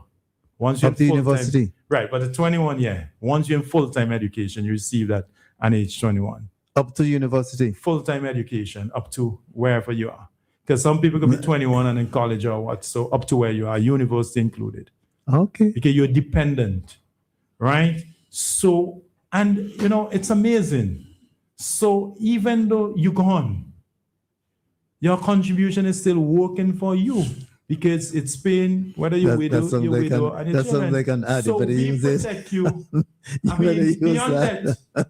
You understand? So this is the most comprehensive protection you could get. 5 layer, and we want to move it to 6 by the unemployment benefit because it's one of the most undercovered, contingency globally. We have where Barbados and the Bahamas have the unemployment. Grenada recently introduced it in 2024, and also Turks and Caicos. Within the 13th actuarial valuation, we are doing the feasibility study. In my first briefing with the Honorable Prime Minister, we discussed the whole matter of the unemployment benefit. Naturally, it's a policy direction. And, the Prime Minister embraced the whole trust around the unemployment benefit so that we can fortify in terms of the protection or the shield that we offer to a worker. But I think... so you're on to the question with Joel posed. Right, with regards to the impact investment, right? Impact investment, because first principle is safety. So we have to make sure it's safe. So we will do our due diligence and make sure that whoever we lend, whether government or what, can meet their obligation on time and in full. And we would also look at what's the impact that would have on employment creation and also stimulating an economy that is underperforming. Once we take these factors into determining whether or not if it's a bond we participate or if it's a loan that we lend, because the request would have to be made. But also we also do it from a proactive basis. Because we look at government social development plan, we also look at a government budget, and with the capital budget typically from borrowing, whether bonds or so forth. And we are deliberate to say, if this borrowing is to do A, and we find that will create employment, that will address youth unemployment, then we would participate in that particular you want to give some couple investment. examples? Excuse me? You have a couple examples, like for example, the Holiday Inn. Right. So, for instance, the Holiday Inn is an interesting one, controversial one. But I want to talk the facts around Holiday Inn, right? With the facts around Holiday Inn, NIS participation was in terms of equity, the land. So the Holiday Inn was built on the land owned by NIS, right? And we sold that land to the government. And we sold it as a profit because we sold it for 3.5. When we acquired it for about 3.1 million. So that was it. The government also was intentional about tourism and hotel rooms and so forth. And we see that direction will contribute towards the economic activity. So we lent the government $15 million to assist with the construction of the Holiday Inn. But that $15 million weren't tied to the Holiday Inn performance. It was tied to consolidated fund. And today, government is meeting its obligation on time and in full. Even before I came to the NIS, let us look at impact investment. The international airport, there was a request first initially in 2005 for the NIS to lend 20 million to assist with the building of the international airport. That loan was issued. Then in 2008, there was another request for another loan that take it to 40 million for the construction of the international airport. So at that time, it was seen as an economic transformation vehicle for St. Vincent and the Grenadines that can lead to job creation. But notwithstanding, you're paying attention to that. You're paying attention to the company's ability to repay. So during the course of that, the 2014 or so, there was some challenge around the repayment, right, for that 40 million. And the monies now was assumed by National Properties Limited. So there was a default on the payment of the 40 million. Our duty is to ensure that the contribution is safe. So what we did, we engaged in a debt negotiation with the government, naturally the default.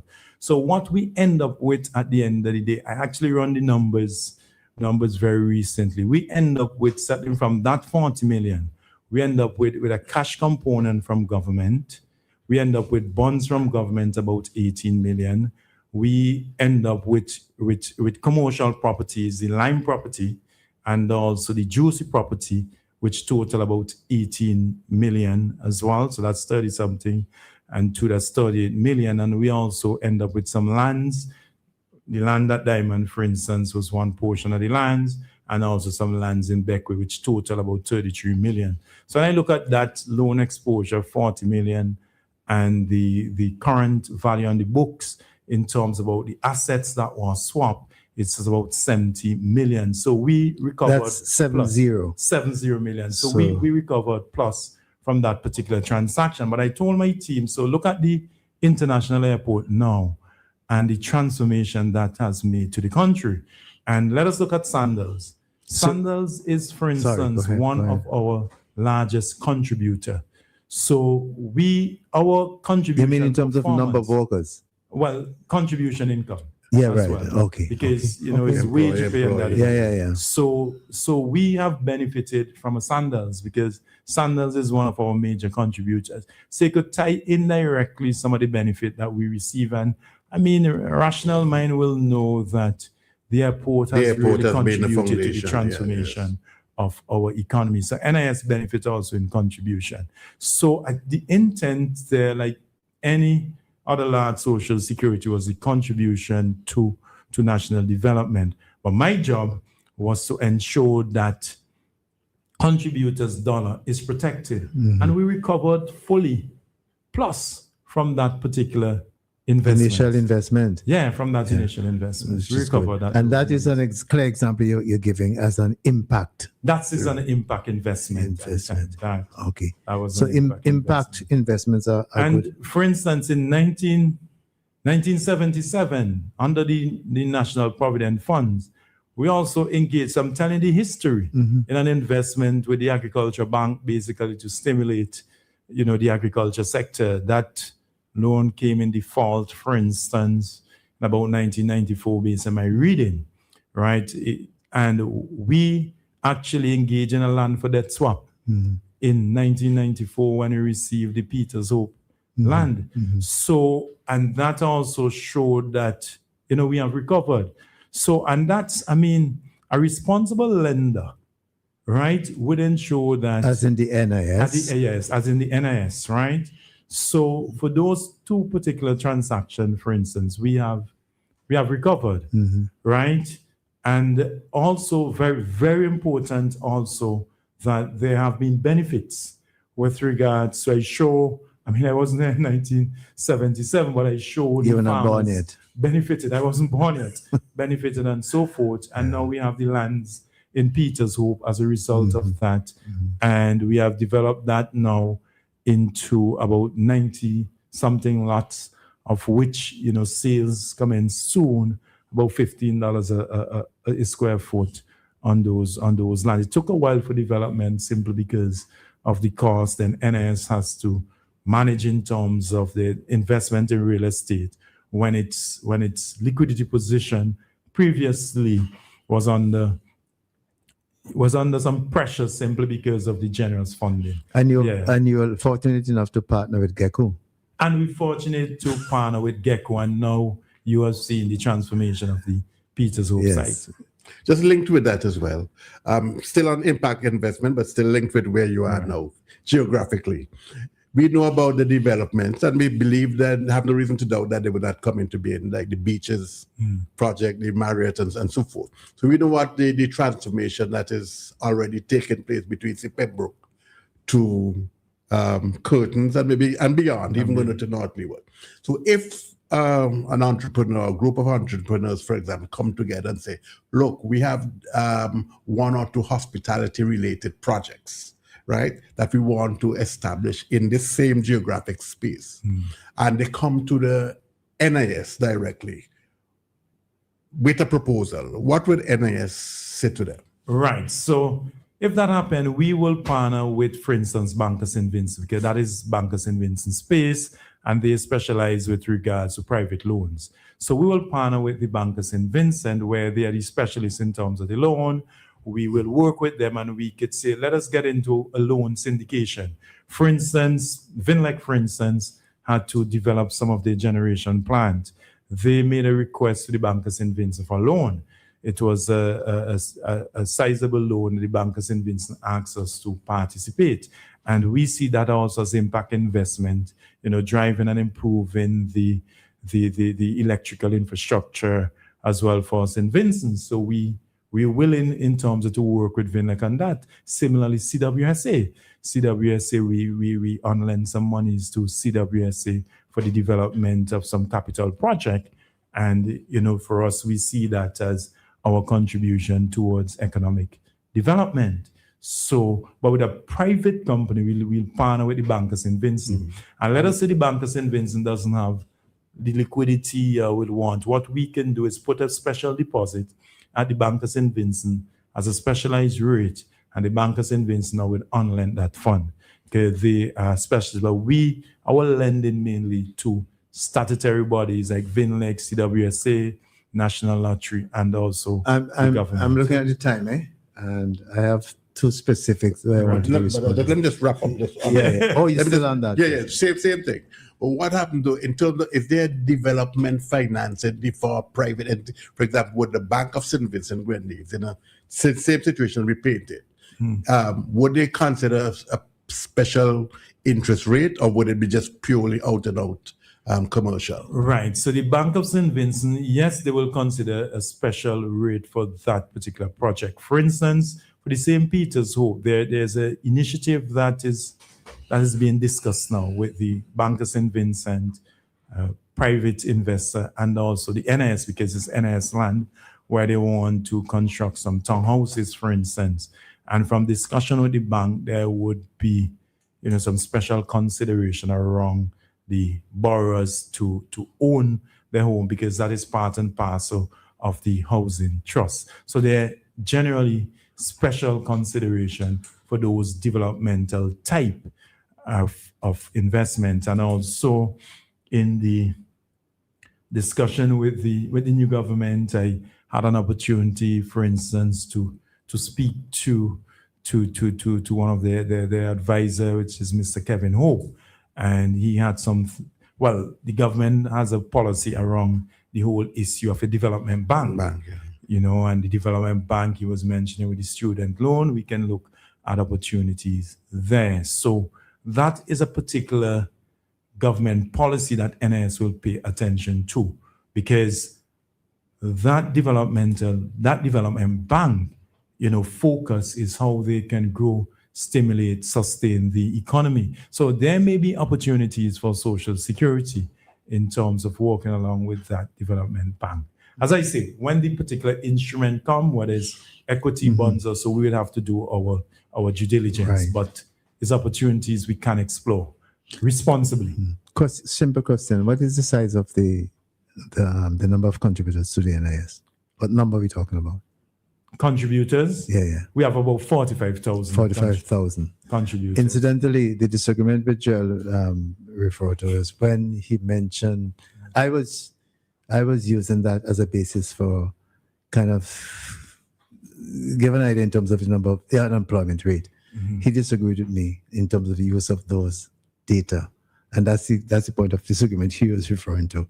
But I still hold that the size of the NIS can give an indication in terms of the number of people working. Anyway, that was correct. That's by the way.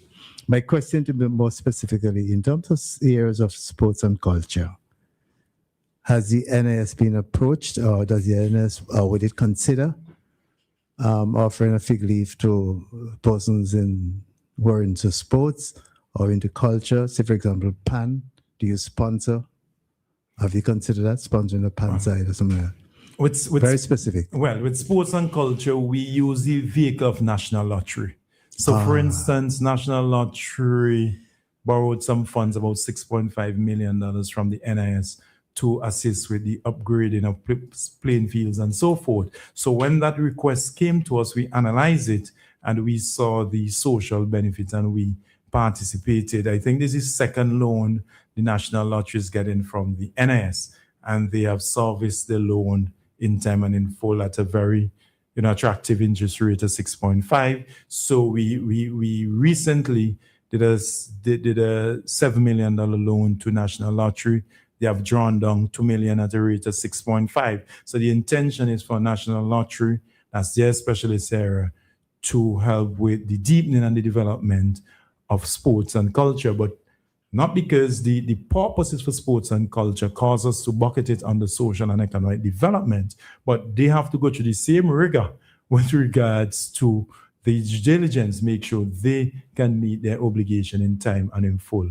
And by and large, you have passed the test with regards to their capacity to pay. Seems as you have very high and rigorous standard. Yeah, we have standard. I mean, yeah. All right. I just put that. But I was so does the NIS, as a good corporate citizen, use it as part of its outreach and building, community and so on? Doesn't it respond directly to requests in terms of sports and culture, aside from the National Lottery? So we respond directly to, let me say, the social sector, which include sports and culture, maybe some health challenges and so forth, but with a cap in terms of our support, because that is where, corporate social responsibility, we give back. So that is, we minimize in terms of our participation. But yes, and what's the level of your cap? What's the level of your cap? The level of the cap, typically, we would say that the cap won't exceed more than, for instance, 100,000 a year. That's a big cap. A year? A year. Yeah, 100,000 a year. Yeah. It won't exceed. But over And the period, for any one entity, any one entity would never get that. But so I'm asking you. No one entity. No. So I'm asking you, what would any one entity be capped at? Right. Any one entity, the most we have given support is probably 5,000. Yeah. Okay. Yeah. All right. That's the most we've given any one entity.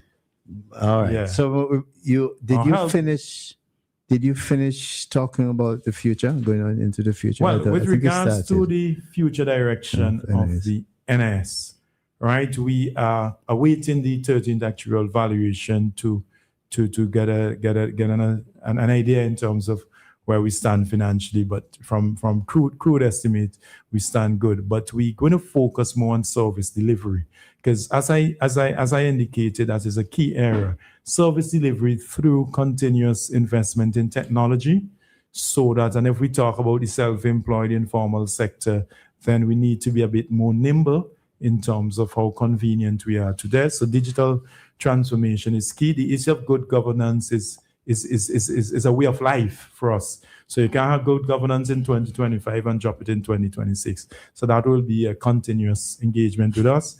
The whole issue of more transparency. I had 3 pensioners there who holding me accountable to be transparent and engaging. So that's also a strategic priority, and also coverage as well. We will be focusing on coverage for the self-employed, and the informal sector would be an area that we are paying attention to. All right, I was about to announce the number so people could call, but even before I did that, people are starting to call. So the number to call is 457-9997 to engage Mr. Stuart Haynes, who is the CEO of the National Insurance Service. He's here with us. He's been talking for a long time, a lot of details. So we invite you now to call to engage Mr. Stuart. You may have questions, you may have comments, you may need clarification.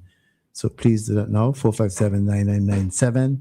That's the regular number as well as the WhatsApp number, so you can call us. In the meantime, you may have answered this question already. I want to pose it. Can you ask Stuart, what is the comparison between SVG and other islands when it comes to exposure to government? He said that the government exposure is 8%. What is the best practice in terms of the exposure to government? So you may have touched that, but yes. Yes, so I have collected from all ECCU Social Security institution their investment policy and their investment performance as at 31st December 2022. And from that assessment, they've seen that the average exposure to government, central government, was 30%, right? Average 30%. And St. Vincent at that time, we were at 10%. Today, we are at 8%. So we are below in terms of the threshold. But more importantly, we have a cap in terms of maximum exposure to government, to own government. And that cap is about 20%. It is 20%. Mm-hmm. I want to get through, not too many more I have. It says here, good morning, gentlemen. Why NIS pensioners from the civil service pension is at a fixed amount? Cost of living is always increasing. Is it a fact that the NIS is investing monies conflicted? I don't know. Collected. It's collected, maybe? Collected. Yeah. Why then are the numbers not receiving an increase in their pension? I'll have another part of the question, but answer that one first. Right. As I said, over the journey with NIS, we had a financial imbalance. So we addressed that by reforming, and part of the reforming was to freeze pension for a bit in terms of no increase since 2014, our last increase, because we wanted to ensure. Coach, hold a minute. We Go can ahead. pay the pension. Hold on, today Coach. and tomorrow. So that was the case with Social Security, NIS, in terms of securing you today and tomorrow. And as I mentioned before, we are in a much better position now, where we can consider an increase for our valued pensioners. Mm-hmm. So the person has another question, but before we do it, there's a call online. Kojo, greetings and welcome to the program. Good morning. Just the other day, my mother was asking the money that she paid into the, what it used to be called, the Providence Fund back then. She was asking what happened to that money. If she could get, I don't think she would get anything probably, but she was just asking, is that possible? So I can put her mind at ease. Not absolutely possible. once you put in a dollar into an NS, it belongs to you. You will get it back. So the NPF, once you reach 860, submit a claim. She get the amount she put in with interest. The interest rate now is about 3% over the period. Oh, well, I have to tell her that so she have a little money in St. Vincent. Yes. That's what we do, secure pensioners and contributors. Yeah, she'll be happy to know that. Okay. All right, Coach, thanks for calling. That was my question. Thanks. No problem. Have a good day. Yeah, all right. So while we wait on another call, the same person is saying, good morning. A question to CEO of NIS. You said that NIS made a profit of $14 million last year. And you also said it is projected that the NIS would make a profit of $40 million. I'll come back because somebody's calling now, and it's just pushed me off a little bit. Good afternoon. Welcome to the program. Evening. Good afternoon. Hey, love. Yeah, blessed love to each and everyone. Brother Cecil, Joel, and Pijan, and Mr. Haynes, good to have you here this morning again. 3 main pointers. I agree with Joel pertaining to the INS not perform much in the public domain, like seminars and sessions and so on to educate people more of what's happening with the INS. And just listen to Mr. Haynes this morning. Before you go, Bongo Shaka is NIS, it's NIS, National Insurance Service. It's important. Yeah, I said INS. No, you said INS, that's what you said. But I'm saying it is NIS, National Insurance Service. Go ahead. Right, but the acronym. Let's go on. Let's not debate that. It's necessary to debate that point. Go on. Right, so I'm not DJ for what you're saying exactly anyway. All right, well, let's go on. Go ahead. Yeah, so, Mr. Haynes, I just listened from you this morning explaining something. I think if I was not a person who pay the INS contribution or was working privately and didn't want to pay, I think that I would encourage you this morning to get involved. So that's why I'm saying what Joel was saying is prominent to get involved more into the public, okay? One other thing is that I'm kind of taken back to know entity like the National Lottery, why heard that many a time were boasted how much millions they were making in the past, maybe 5 years or more. And I was kind of taken back when you said you actually lend money to the National Lottery. So I don't know how it can be like that for entity with like lottery. Can you hold on and let Mr. Haynes explain, please? Right. Yes, go ahead. So with National Lottery, right, and from my examination of their financial model, they make money every year and they spend it out they invest it in terms of social development. So they're not like NIS that will put aside monies to make future payments. They like a pay as you go. As they earn it, they spend it. So if they have a large capital expenditure, for instance, then it's in order for them to borrow in order to meet those capital expenditure. The concern would have been if they're borrowing to meet their recurrent expenditure. But for capital expenditure, it's fine for an organization like National Lottery to borrow simply because they're not into the business of building up reserve, and I've seen a track record from their income and expenditure where the income actually is increasing. And my last conversation with the CEO, Cecil, it seems like they will be having a very good 2026 as well. The 2025 looks solid, but they are in the process of doing their audited statements. So it's basically the business model of the company. That's in our assessment that we saw the need for them for a large capital expenditure to borrow. But it's really how they run their business model. Yeah, Brother Haynes, thanks a lot. That edified me a lot. And I sure a lot the listeners have been edifying this morning, because that's why I go to probe some question. It may sound foolish to some people, but I said that ideas must be pollinated. So I come up with idea. You can maybe add to it or correct me if I'm wrong or if I'm in the right path. So that's very good indeed. My last thing, and then I'm going to hang up. I'm concerned too also for you being hearing that a lot of time you hear that they're telling people to go into the lottery to make inquiry pertain to this and that or whatever. But I'm looking at the payment of income from what you own with a business person working and depending your INS, where we know many of you, some unscrupulous business people do not pay the people money.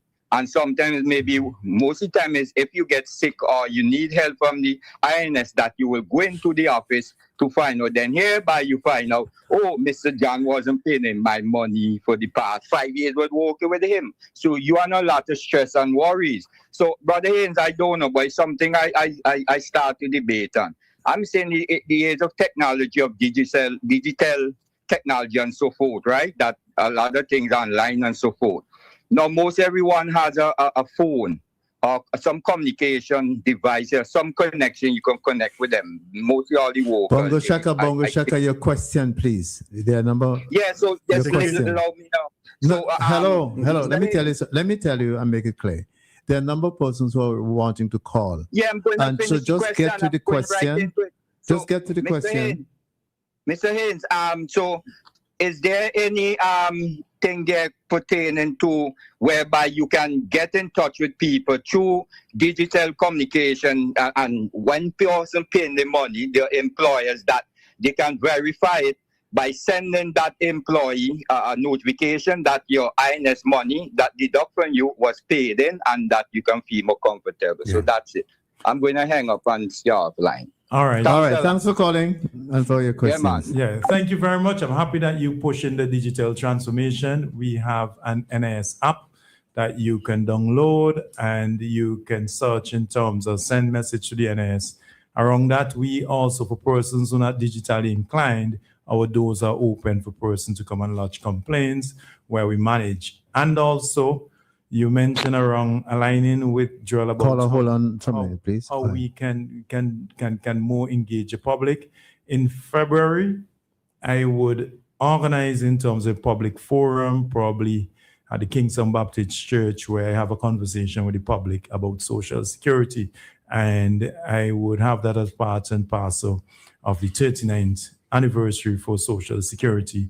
Where we have a call online, We have a call online. Live stream. I would work with my team. Hi. Good morning. Good morning to everyone. Good morning to you. Yeah, I have a question. Yeah. I want to know. My husband died 8 years ago. No, 7 years ago, right? And when I went for his benefit, survivor's benefit, I was told that. When you went where? When you went where? When I went to NIS. Okay, all right. Yeah, I was working also, right? So I was contributing to the NIS. When I went, they told me that I cannot get from my amount. I can only get a part of my husband's benefits. I can only get a part. I mean to say, cost of living going up every year. You have to say. Can you allow Mr. Haynes to respond to the first part of your question? Allow him to respond, then he comment afterwards. Yes, Mr. Haynes. All right, I heard the callers, our pensioner concern.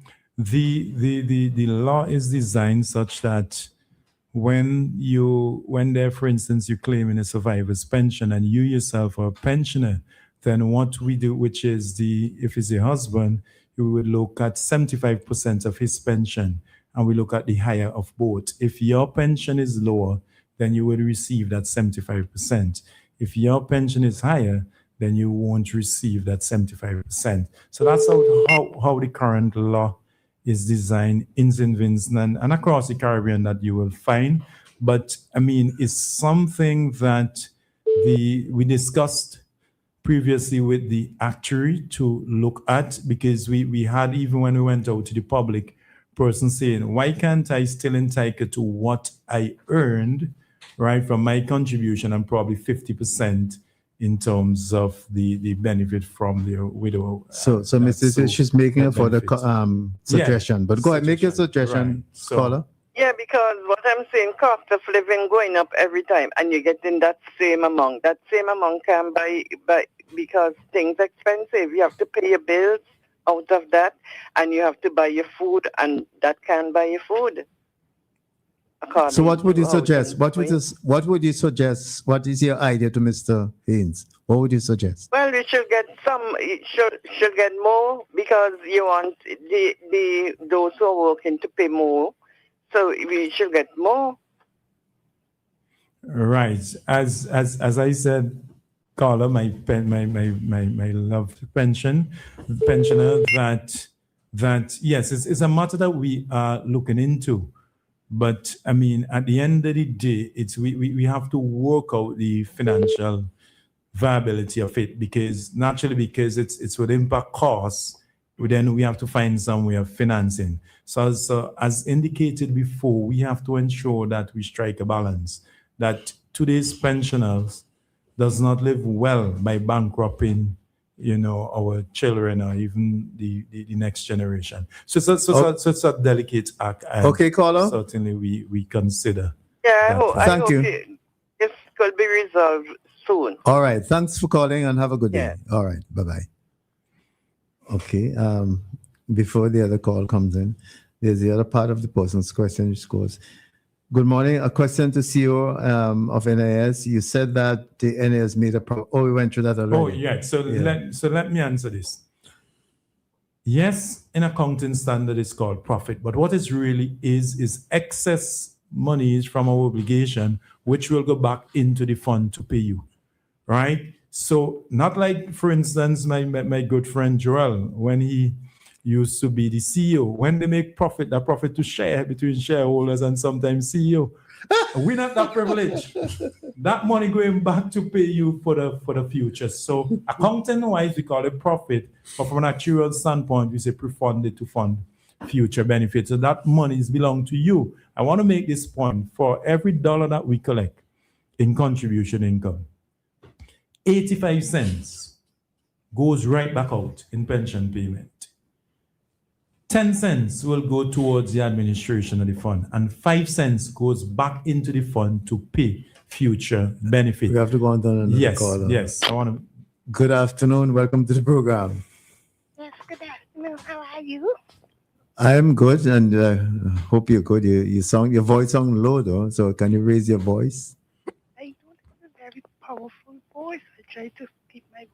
You see, you sound like you're talking a secret to somebody close to you. Okay, well, I have to raise it. Thank you very much. Yes, but go ahead. The Prime Minister, the former Prime Minister, in his last independence speech, had promised to take the persons on the islands who are at the lower rung for them to come up almost on par with that of the public assistance. Is that still possible? Do you understand it? Yes, I understand. The question was around minimum pension in terms of increasing the minimum pension to the level of the public assistance. Because I want to make this point, it's a very important point. When you look at your contributory pensions from NS, then you look at the non-contributory from the social assistance program. Typically, these contributory pensions should be higher than the non-contributory pension, because what you will do is get incentive not to contribute, because the non-contributory pension, that is what we call poor relief. I call it to the non-contributory pension because it's under the social insurance. So that principle holds, right? With regards to the minimum pension, we haven't increased our minimum pension 1st June 2024 when it moved from, March 2024, when it moved from $70 per week to $80 a week. The increase in minimum pension is driven by the actuarial valuation report. So you will take guidance in terms of from the actuary in terms of how that minimum pension move, right? But the government in his independence address right, mentioned about a cost of living support of $10, right, which was implemented, right? But that's not a minimum pension. The minimum pension still remain at $80 per week. That minimum pension would only be changed if the recommendation come from the independent actuary. All right, caller. So if the public assistance goes up to Caller, just hold a minute, please, and I'll bring you back. Okay. Caller, stay online, please. We have somebody else online in the meantime. Go ahead. This is WEFM. Yes, but hold on. You hold on a bit. Go ahead, caller. Yes. Go ahead. If the system goes up to $500, what will be would there be increase in the public aid the INS Right. So as Stuart, 1 minute. Caller, you're on a parallel line, so I'm asking you to hold on until we finish this other call, okay? Okay. Okay, just hold on. Go ahead. Right. For the NIS pension, it's really driven. Any increase comes from an actuarial assessment and guided by the recommendation of the actuary, independent of the social assistance program. Because the social assistance program is more policy position, you would have your policy aligning with the NIS, not the other way around where NIS increased because of that. NIS increased because we assess the financial health of the NIS, then we look at, I did say, adequacy and how meaningful this pension is, and we make a determination to go up. The NIS pension is not driven by the social assistance. The social assistance is more discretionary by the government and funded by government. So typically what government will do is look at, for instance, the contributory pension from NIS and fashion the social assistance around that. We have a particular issue in Trinidad, for instance, where the social assistance is higher than the minimum pension. And the majority of pensioners in Trinidad receive the minimum pension. So that is a policy position that, you will say based on international standards should be somewhat addressed. But the NIS increase is really driven from an independent actuarial studies and achieving the goal of financial sustainability and adequacy, ensure we pay a meaningful pension. All right, caller. Thank you very much. Thank you very much for calling. Just want to say that we can go up until 1:30 because I was in touch with Mr. Williams, the manager, so we have that time. Okay, so here we go. Good afternoon. Welcome to the program.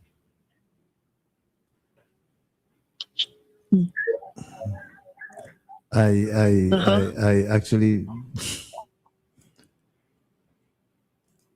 All right. I don't think this person's quite ready for us, so I'm going to move on.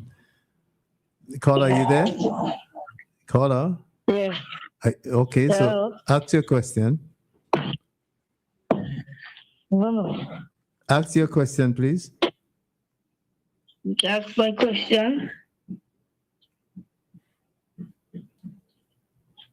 Ask my question. Yes, you go ahead and ask your question. I don't know.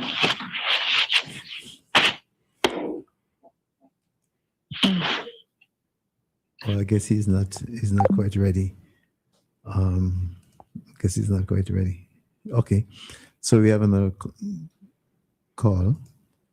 Good afternoon. Welcome to the program. Good afternoon. I'd like to speak to the director of NIS, please. He's hearing you. Just go and speak. Okay. Good afternoon. I have a big problem with NIS. I work with a certain law firm, me and my other co-worker. I work with 32 years. No, NIS was paying for me at first when I was working in, they have a hardware. And as I leave the hardware, I went up into the law office. I worked with 32 years, right? All my life, right? And they wasn't paying NIS for us. We report the matter already to NIS. They came there, they promised, they gave my boss a time to do what he's doing, say what he's saying. And then eventually they said I was going to put him in court. Eventually he ended up and dead. And since that, we have been going to NIS, calling, making complaint. We go up there several times. Nothing. They just have me turning around. So, And it was 2 years now. caller, I And think. my thing is that I am going to do we are going to do a two-person protest up by NIS because we're tired and we're fed up because this is the law. Can you hold on? Caller, can you hold on? Right. Can you hold on? So let Mr. Haynes respond. Don't go off the phone. Mr. Haynes, respond. All right. Thank you very much, caller, for bringing that issue to my attention. I mean, it's a concerning matter based on your representation. I'm inviting you to come up to the office tomorrow and you ask for Mr. Devonte Peters and you raise the matter with him. I mean, our responsibility is to help you. Hello, caller. Just hold on now. He said to come to the office and ask for Mr. Devonte Peters tomorrow. Come at any time at your convenience. Ask for Mr. Devonte Peters.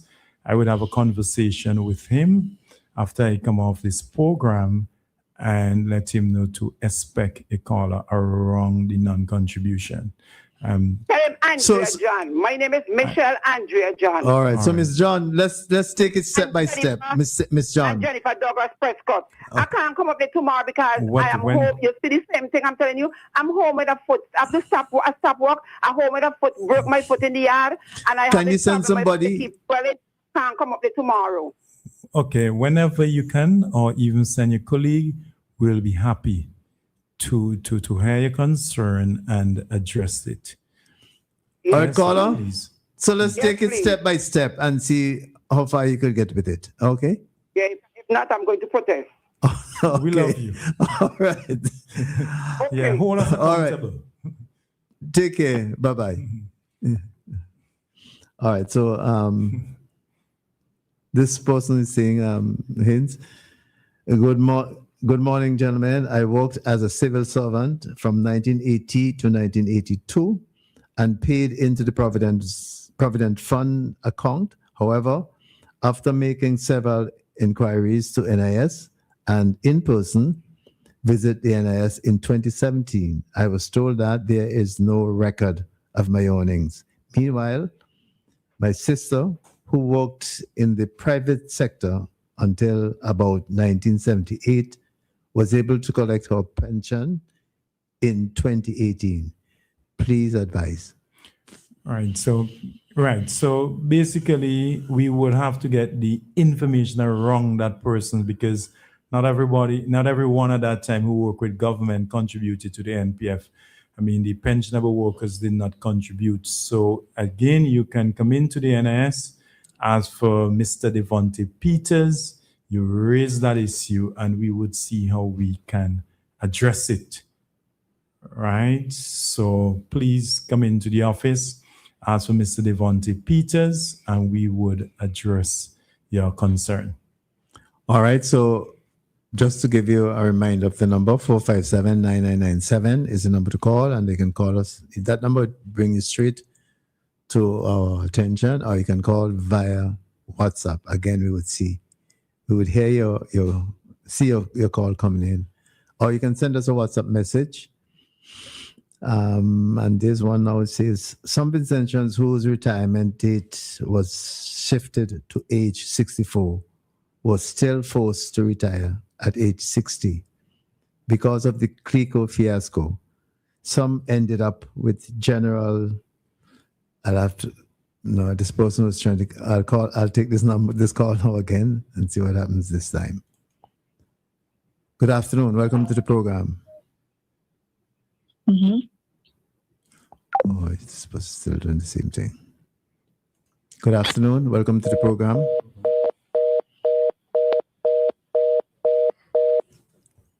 All right. So we would go back to the WhatsApp message and I'll read it again. It says, okay. Good afternoon. Welcome to the program. Good afternoon. Hello, good afternoon.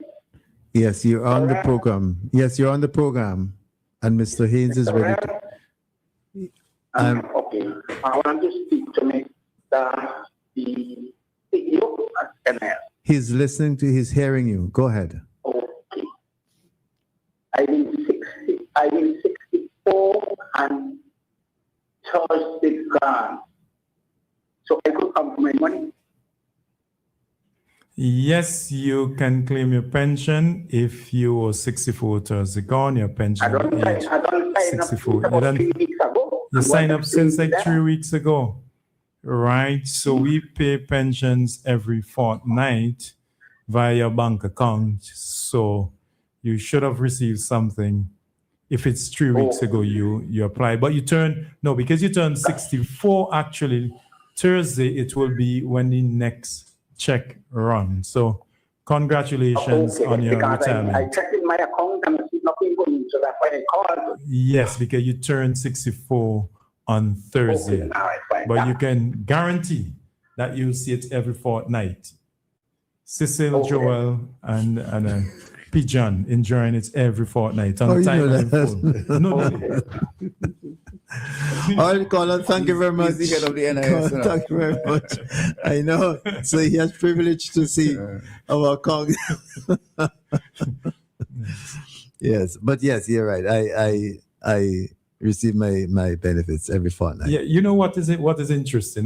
We had an experience last year where we had a computer glitch, and the pension payment was delayed by 2 hours. You will be surprised within an hour the amount of pensioners reach. I told my team, this is excellent. Not excellent in the delayed, but excellent now. We have set a standard that you would receive this pension on time and in full at a particular time. So I said, see that as a positive, that you have built your reliability. You have built trust in the people that book it and show that money coming on the Thursday on a fortnight basis. So that is good. It also shows how reliant they are on that very pension. Very important point. Yes. Good afternoon. Hi. Good afternoon. Welcome to the program. And this is your last chance because you've been calling and not responding. Oi. Hello? Hello? Yes, you're on the program. Go ahead, make your point. You're speaking. Hold on. Go ahead.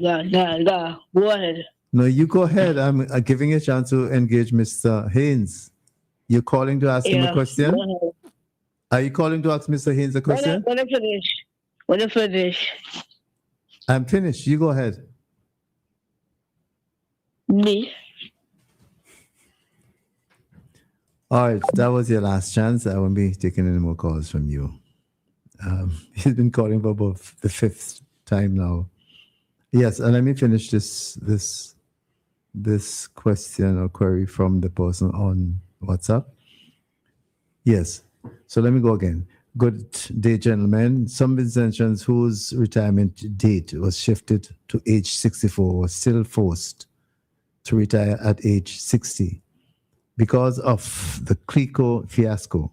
Some ended up with greatly reduced company pensions and couldn't afford to wait the extra 4 years to claim their NIS pension, therefore losing 18% to 24%. Right.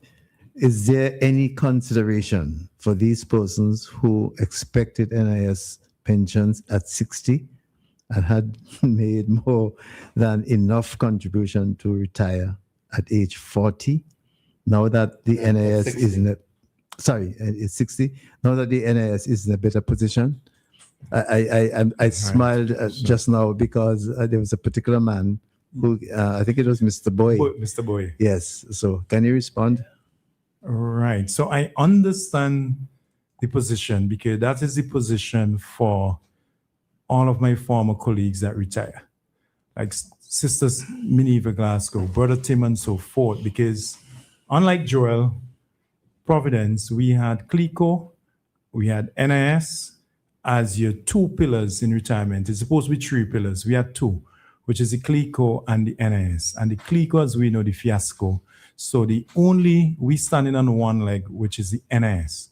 And there was a case where, yes, in terms of reforming to ensure we can meet our obligation for 20, 30 years from now, that the pensionable age was gradually changed. And for persons who working with a company where the retirement age was 60, for instance, and they had no other source of income, they had to claim their NIS, but it was adjusted as the WhatsApp person indicated, right?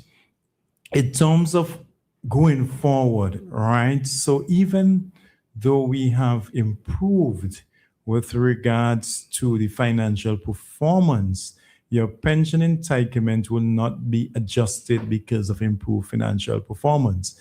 The only how it adjusted is when we make the general adjustment for inflationary impact. So I understand the concern of that pensioner, that early age pensioner. And the matter also was raised at the meeting I had on Thursday with the union, with the leadership of the union.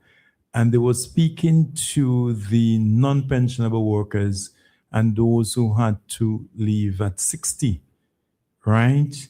And their pensionable age is actually higher. So their only source of income is the NIS in that case, right? So the union, one of the union leaders raised that issue, and I think through it.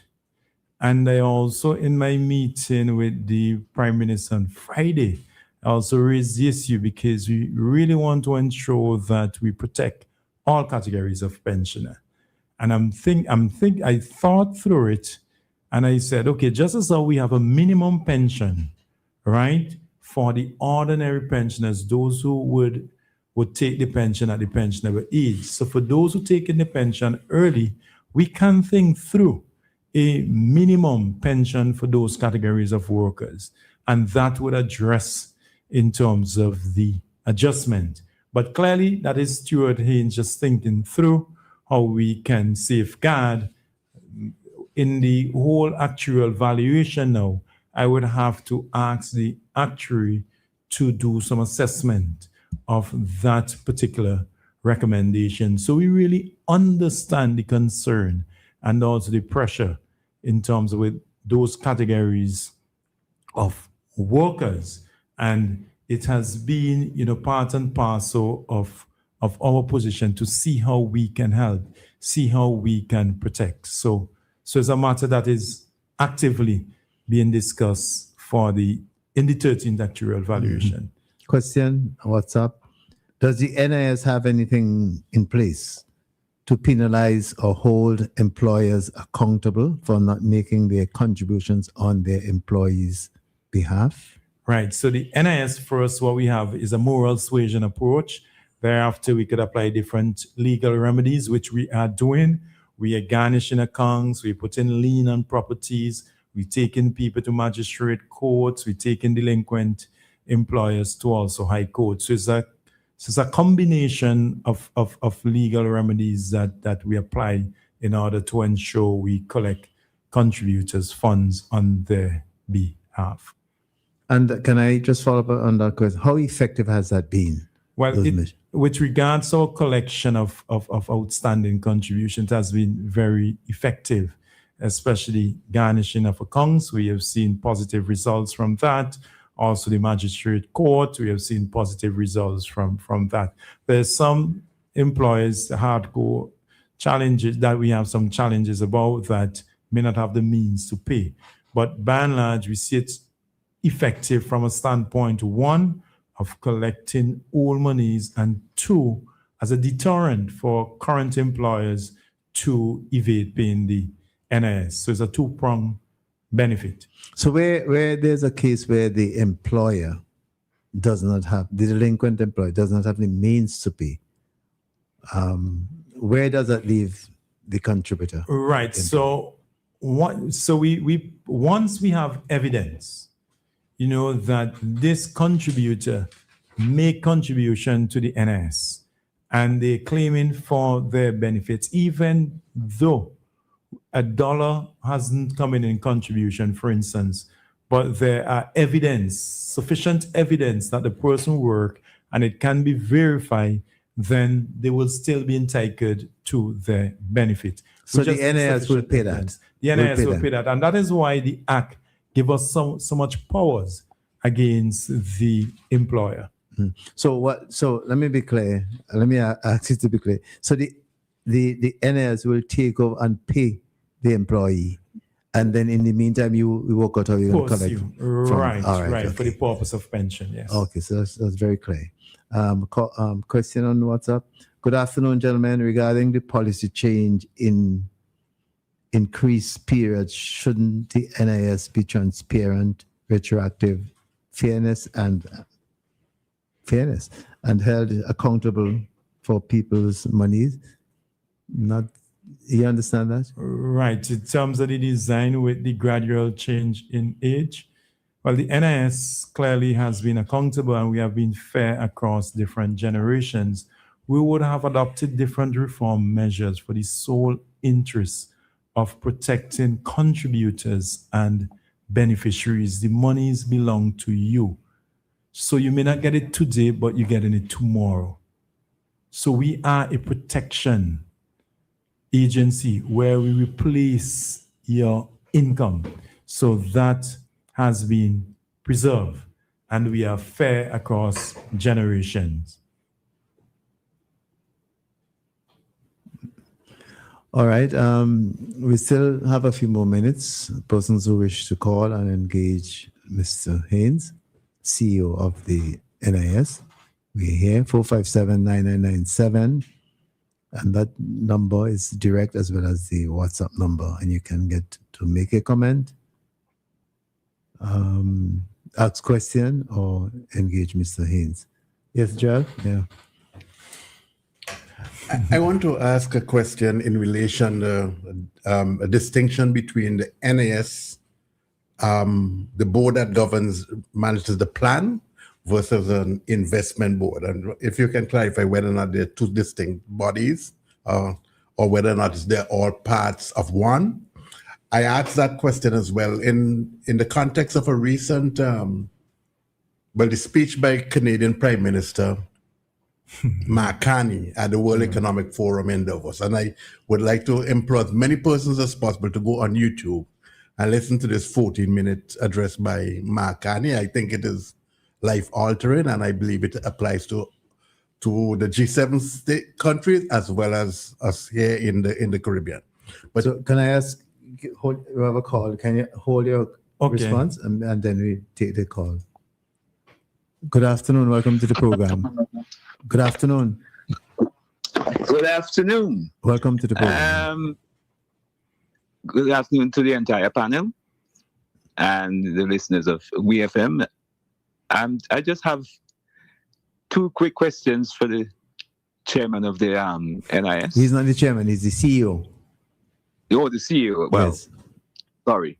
Well, the wrong tagging. First of all,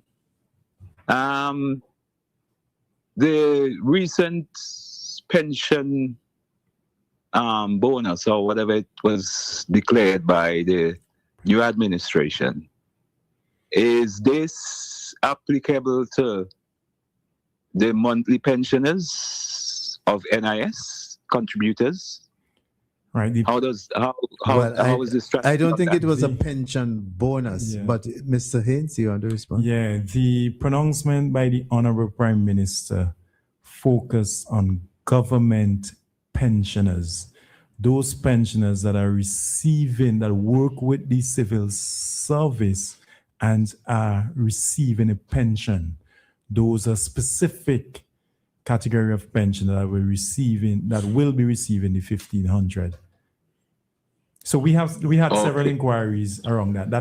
Those are not NIS pensioners. Those civil servants pensioners may be NIS pensioners, but that 1,500 target the government pensioners.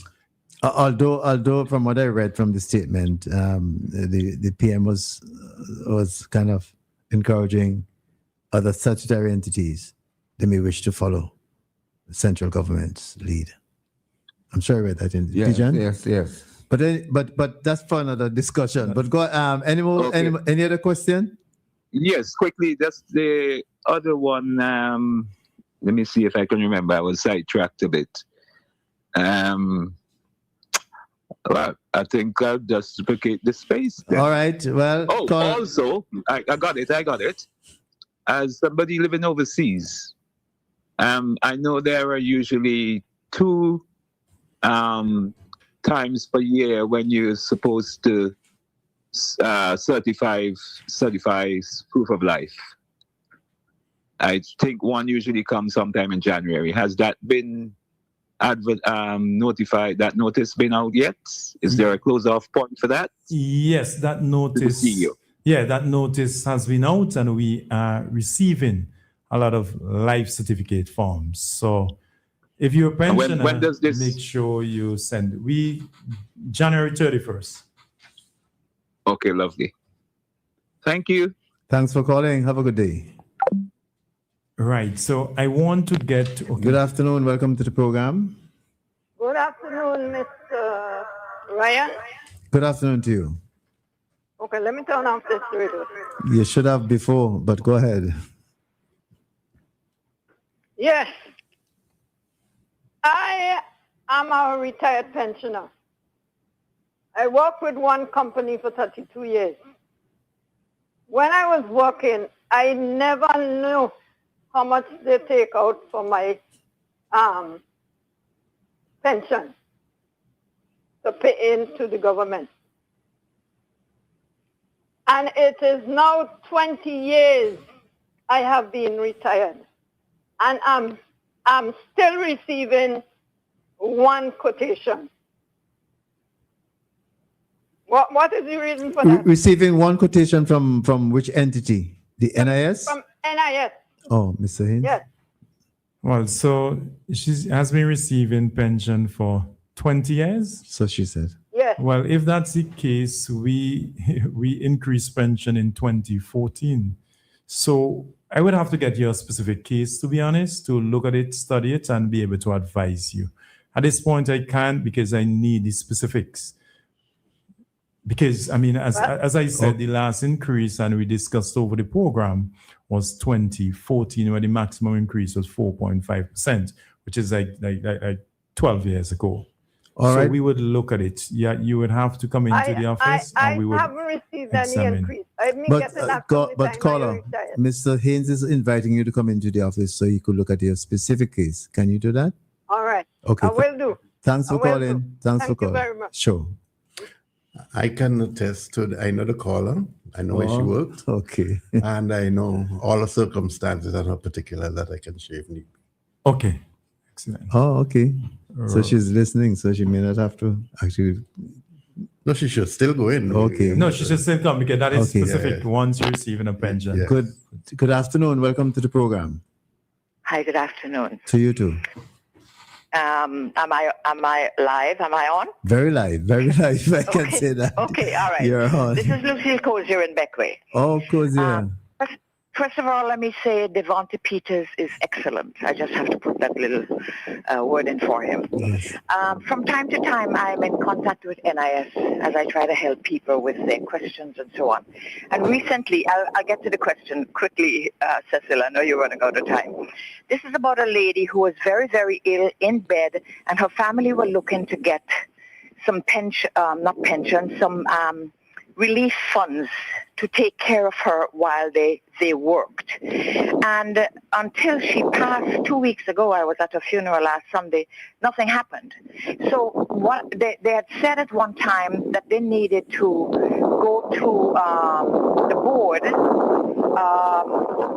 in order to get a resolution to this question. So my suggestion is when situations like this come to the fore, maybe some priority ought to be given to these situations, because it broke my heart and everybody who knew this lady that they could not get the help they needed. So maybe you need to prioritize situations that go to the board and urgently get responses and help to these people. That's all I wanted to say. All right. So thank you very much for contributing. Just a suggestion, and maybe the gentleman can take it up the line. All right. Okay, Mr. Haynes. Thank you. Thank you very much. Yeah, Yes. sure. Thank you very much for that representation, and also for the recognition of the quality service from Mr. Devonte Peters. With regard to that case, I want to make it clear that is not the National Insurance Board, that is the medical board that will adjudicate an application that comes in for invalidity pensioner. So, and the call indicator, what I call a risk-based approach, where I look at the severity. So I have taken note with regards to that concern, which would influence our approach on those matters.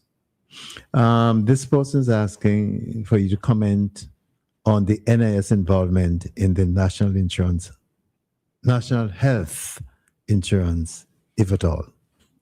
National health insurance. Right. So the national health insurance is a policy position of the new government. NIS, as I said, I mean, we can walk through administration, but the financing should be a Chinese wall, or we call a firewall between both. I mean, clearly, I think I've got into the conversation around NHI, basically because of Stuart Haynes as an actuary. Mr. Haynes, can you for the benefit of our listeners, you said Chinese wall.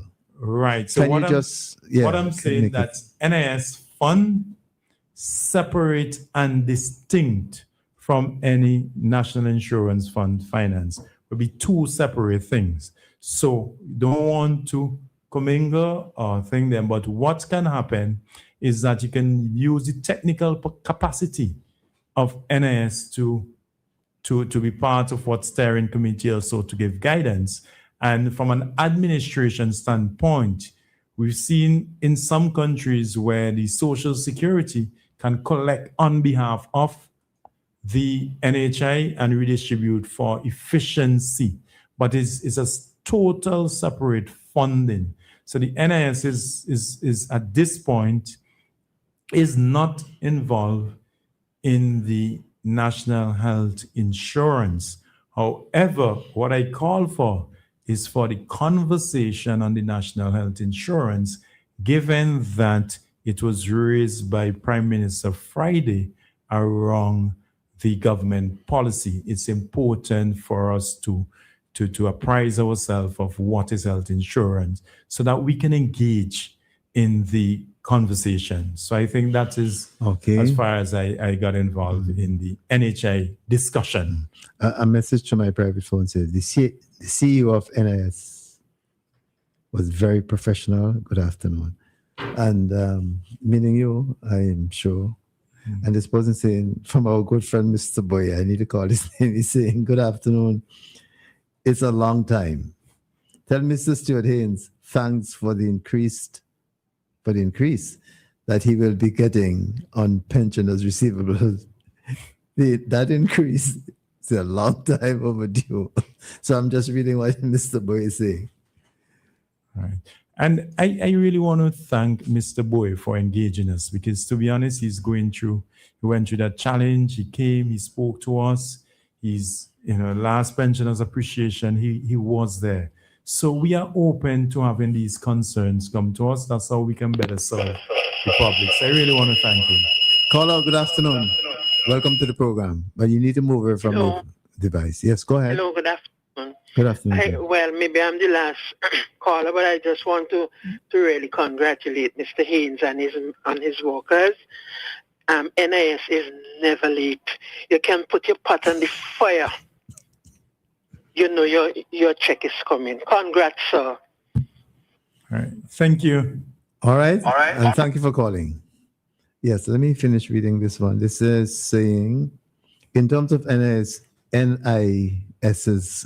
investment portfolio, what percentage is in foreign instruments? One question.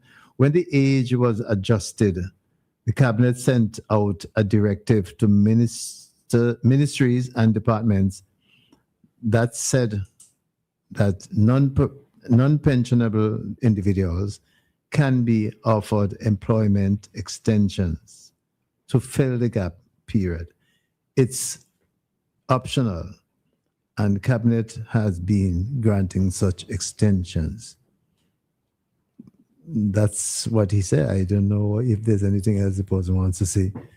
But you follow? Yes, I'm aware of the policy, as I said, with those non-pensionable workers, because there was a difference between when they retire and the pensionable age. Then the government had a policy around which they will discretionary increase, giving them extension year by year, so that they would work up to their pensionable age. So I am aware of that policy. So if we have a claim for an early pension, we'll submit it to the government to ensure that there are alignments around the policy. What the first part of the question? I think that's basically it. Investment. Investment, yes. So we have 44% of our investment in international security as part of the whole diversification and de-risking efforts. Mr. Boy is sharing with us. I'm not sure if it's correct, but I'll come back to it because he's on. And this person was a very senior security officer in this country, saying, "Good afternoon. I want to commend the professional approach of Mr. Haynes also." Thank you. It's a very senior, a top. Thank you. Past officer of security. Okay. All right. So Mr. Mr. Boise, I'm coming soon again. Yes. So and then he says, NS Pensioners Appreciation Day is on the 13th of February of this year. So he's assisting you? Actually, Mr. Boye, we have in the Legacy of Love. I mean, originally we scheduled it for February 13th. In my discussion with the Honorable Prime Minister, he won't be in country. And it's a significant event that, he expressed interest in participating. So we have changed that date, thank you, Mr. Boye, to the 20th of February. And it will be a Legacy of Love for our pensioners. The Pensioners Appreciation Day is now moved from the 13th of February to the 20th of February to facilitate the presence of the Honorable Prime Minister, because it will be his first Pensioners Appreciation, and it's important that he's there to welcome the pensioners and celebrate with them. Quick question. And Mr. Boy says thanks. Yes, a quick question. How do we get the population to perceive NIS contributions as investment and not an expense? Right. So it's an investment. So Mr. Haynes, we have come to the end. So as you respond to that, can you also sum up? Right. So it's an investment because one, the monies belong to you, and you are getting your monies back either in the form of a refund if your contribution weeks less than a year, if you get a grant, if it's between 50 weeks or 1 year of contribution to 14 years of contribution, you get back something. If it's a pensioner, then you receive pension for life. So that is an investment in worker. And whilst working, you are protected against 5 contingencies: sickness, employment, injury, death, disability, and also retirement. And we are working on the unemployment. So that money belong to you. So it's an investment. And also importantly, in our situation, typically the only source of income for most persons, like 80% of our pensioners roughly, is the NS. So where in retirement you're supposed to stand on 3 legs, like Joel, standing firmly on 3 legs, other 80% of our pensioners only have 1 leg to stand on, and that's the NS pensioner. So the monies belongs to you. We are not owners, you are owners, we are stewards. And as stewards, we have a responsibility to act in your best interest.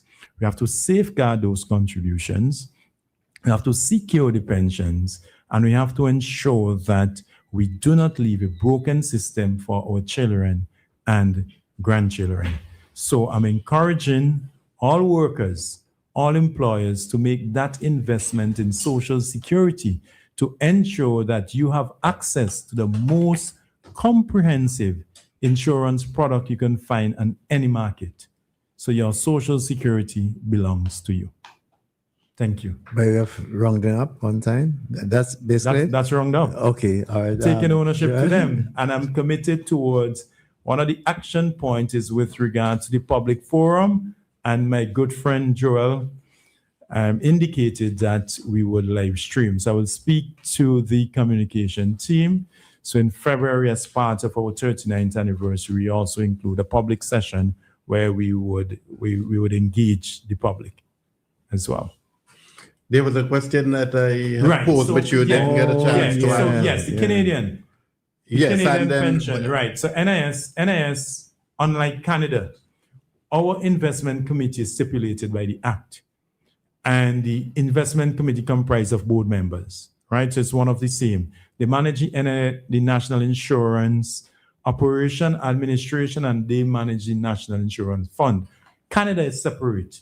The administration is separate from the fund, the management of the fund. So you get the Canadian Investment Pension Fund, and which basically is independent from the administration.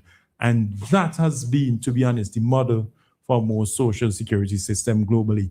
Any conversation that we have internationally on social security, we actually reference the Canadian, investment fund. I'll just quote very quickly what Prime Minister Mark Carney said, that their pension investment board is amongst the world's largest and most sophisticated investors, right? My last thing to you is to ask whether or not can't we, the NIS within the OECS, can't we set up a secondary investment arm where we can put some extra funds in there and then we can together look at investment opportunities to try and support and reinforce what you are doing? Right, thank you. So I'm privileged to be part of the Investment Commission for Social Security, of which we have Steve from Canada. So it's my colleague at ISA, where we are the Technical Commission for Investments. So we get that exposure. From the CARICOM standpoint, every year we meet as the heads of Social Security. I'm currently the chairperson for that. And I am tasked with setting up what we call a collective investment instrument to treat with opportunities that you are talking. So in the last meeting in Talks on CACUS, actually, I had two presentations. One where, for instance, Joel, we're looking at an investments in Barbados, and individually we collaborating with regards to the due diligence, right? And we share the information, an individual board can act. Also, we had a conversation with the International Protection Wealth Management Fund out of Panama, and that fund is offering an investment opportunity for a regional social security system to invest. So I'm chair of the committee to treat with the pooling of reserve and resources. And also my mandate was broadened actually to also set up a secretariat for the CARICOM Social Security Institution. So those are two broad mandates that were given to me. So it's something that we've started. For instance, to work in, we have a technical committee already, of which St. Vincent is a part of, Barbados, Turks and Caicos, British Virgin Islands, and Grenada. So I have already fashioned the concept paper around the secretariat for the CARICOM Social Security. So not only we pool on investment, but on risk management, actuarial services, and so forth, and so on. Our next meeting is in Dominica, because Dominica will be celebrating their 50th anniversary. All right, so I would have to work in terms of the delivery.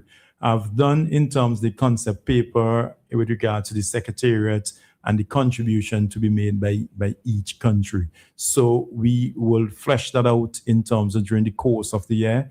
I was informed that the meeting will be in October. So we are, on course. So that question was a timely one from Joel. Very timely, very timely. I wonder if he was there's reading our CARICOM notes. There's a jobs opportunity for persons to work in your secretariat, of course. Right, actually, and St. Vincent agreed that they would house the the secretariat, so we already created office the space, for but you need people to secretariat. work. We need to work people All to right. work in it. So So there we you go are. through the usual recruitment process. All right. So that's good news. Yes. Pigeon, any final?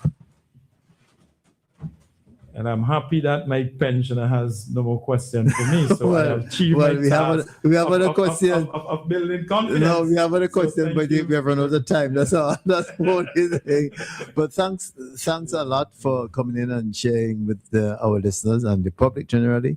We hope that other media, other outlets would take this, for the information which you have provided here today, because the information has been abundant and very rich. So we thank you very much for being with us.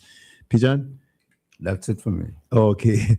And I think we've had a good program, very, very detailed and, yes.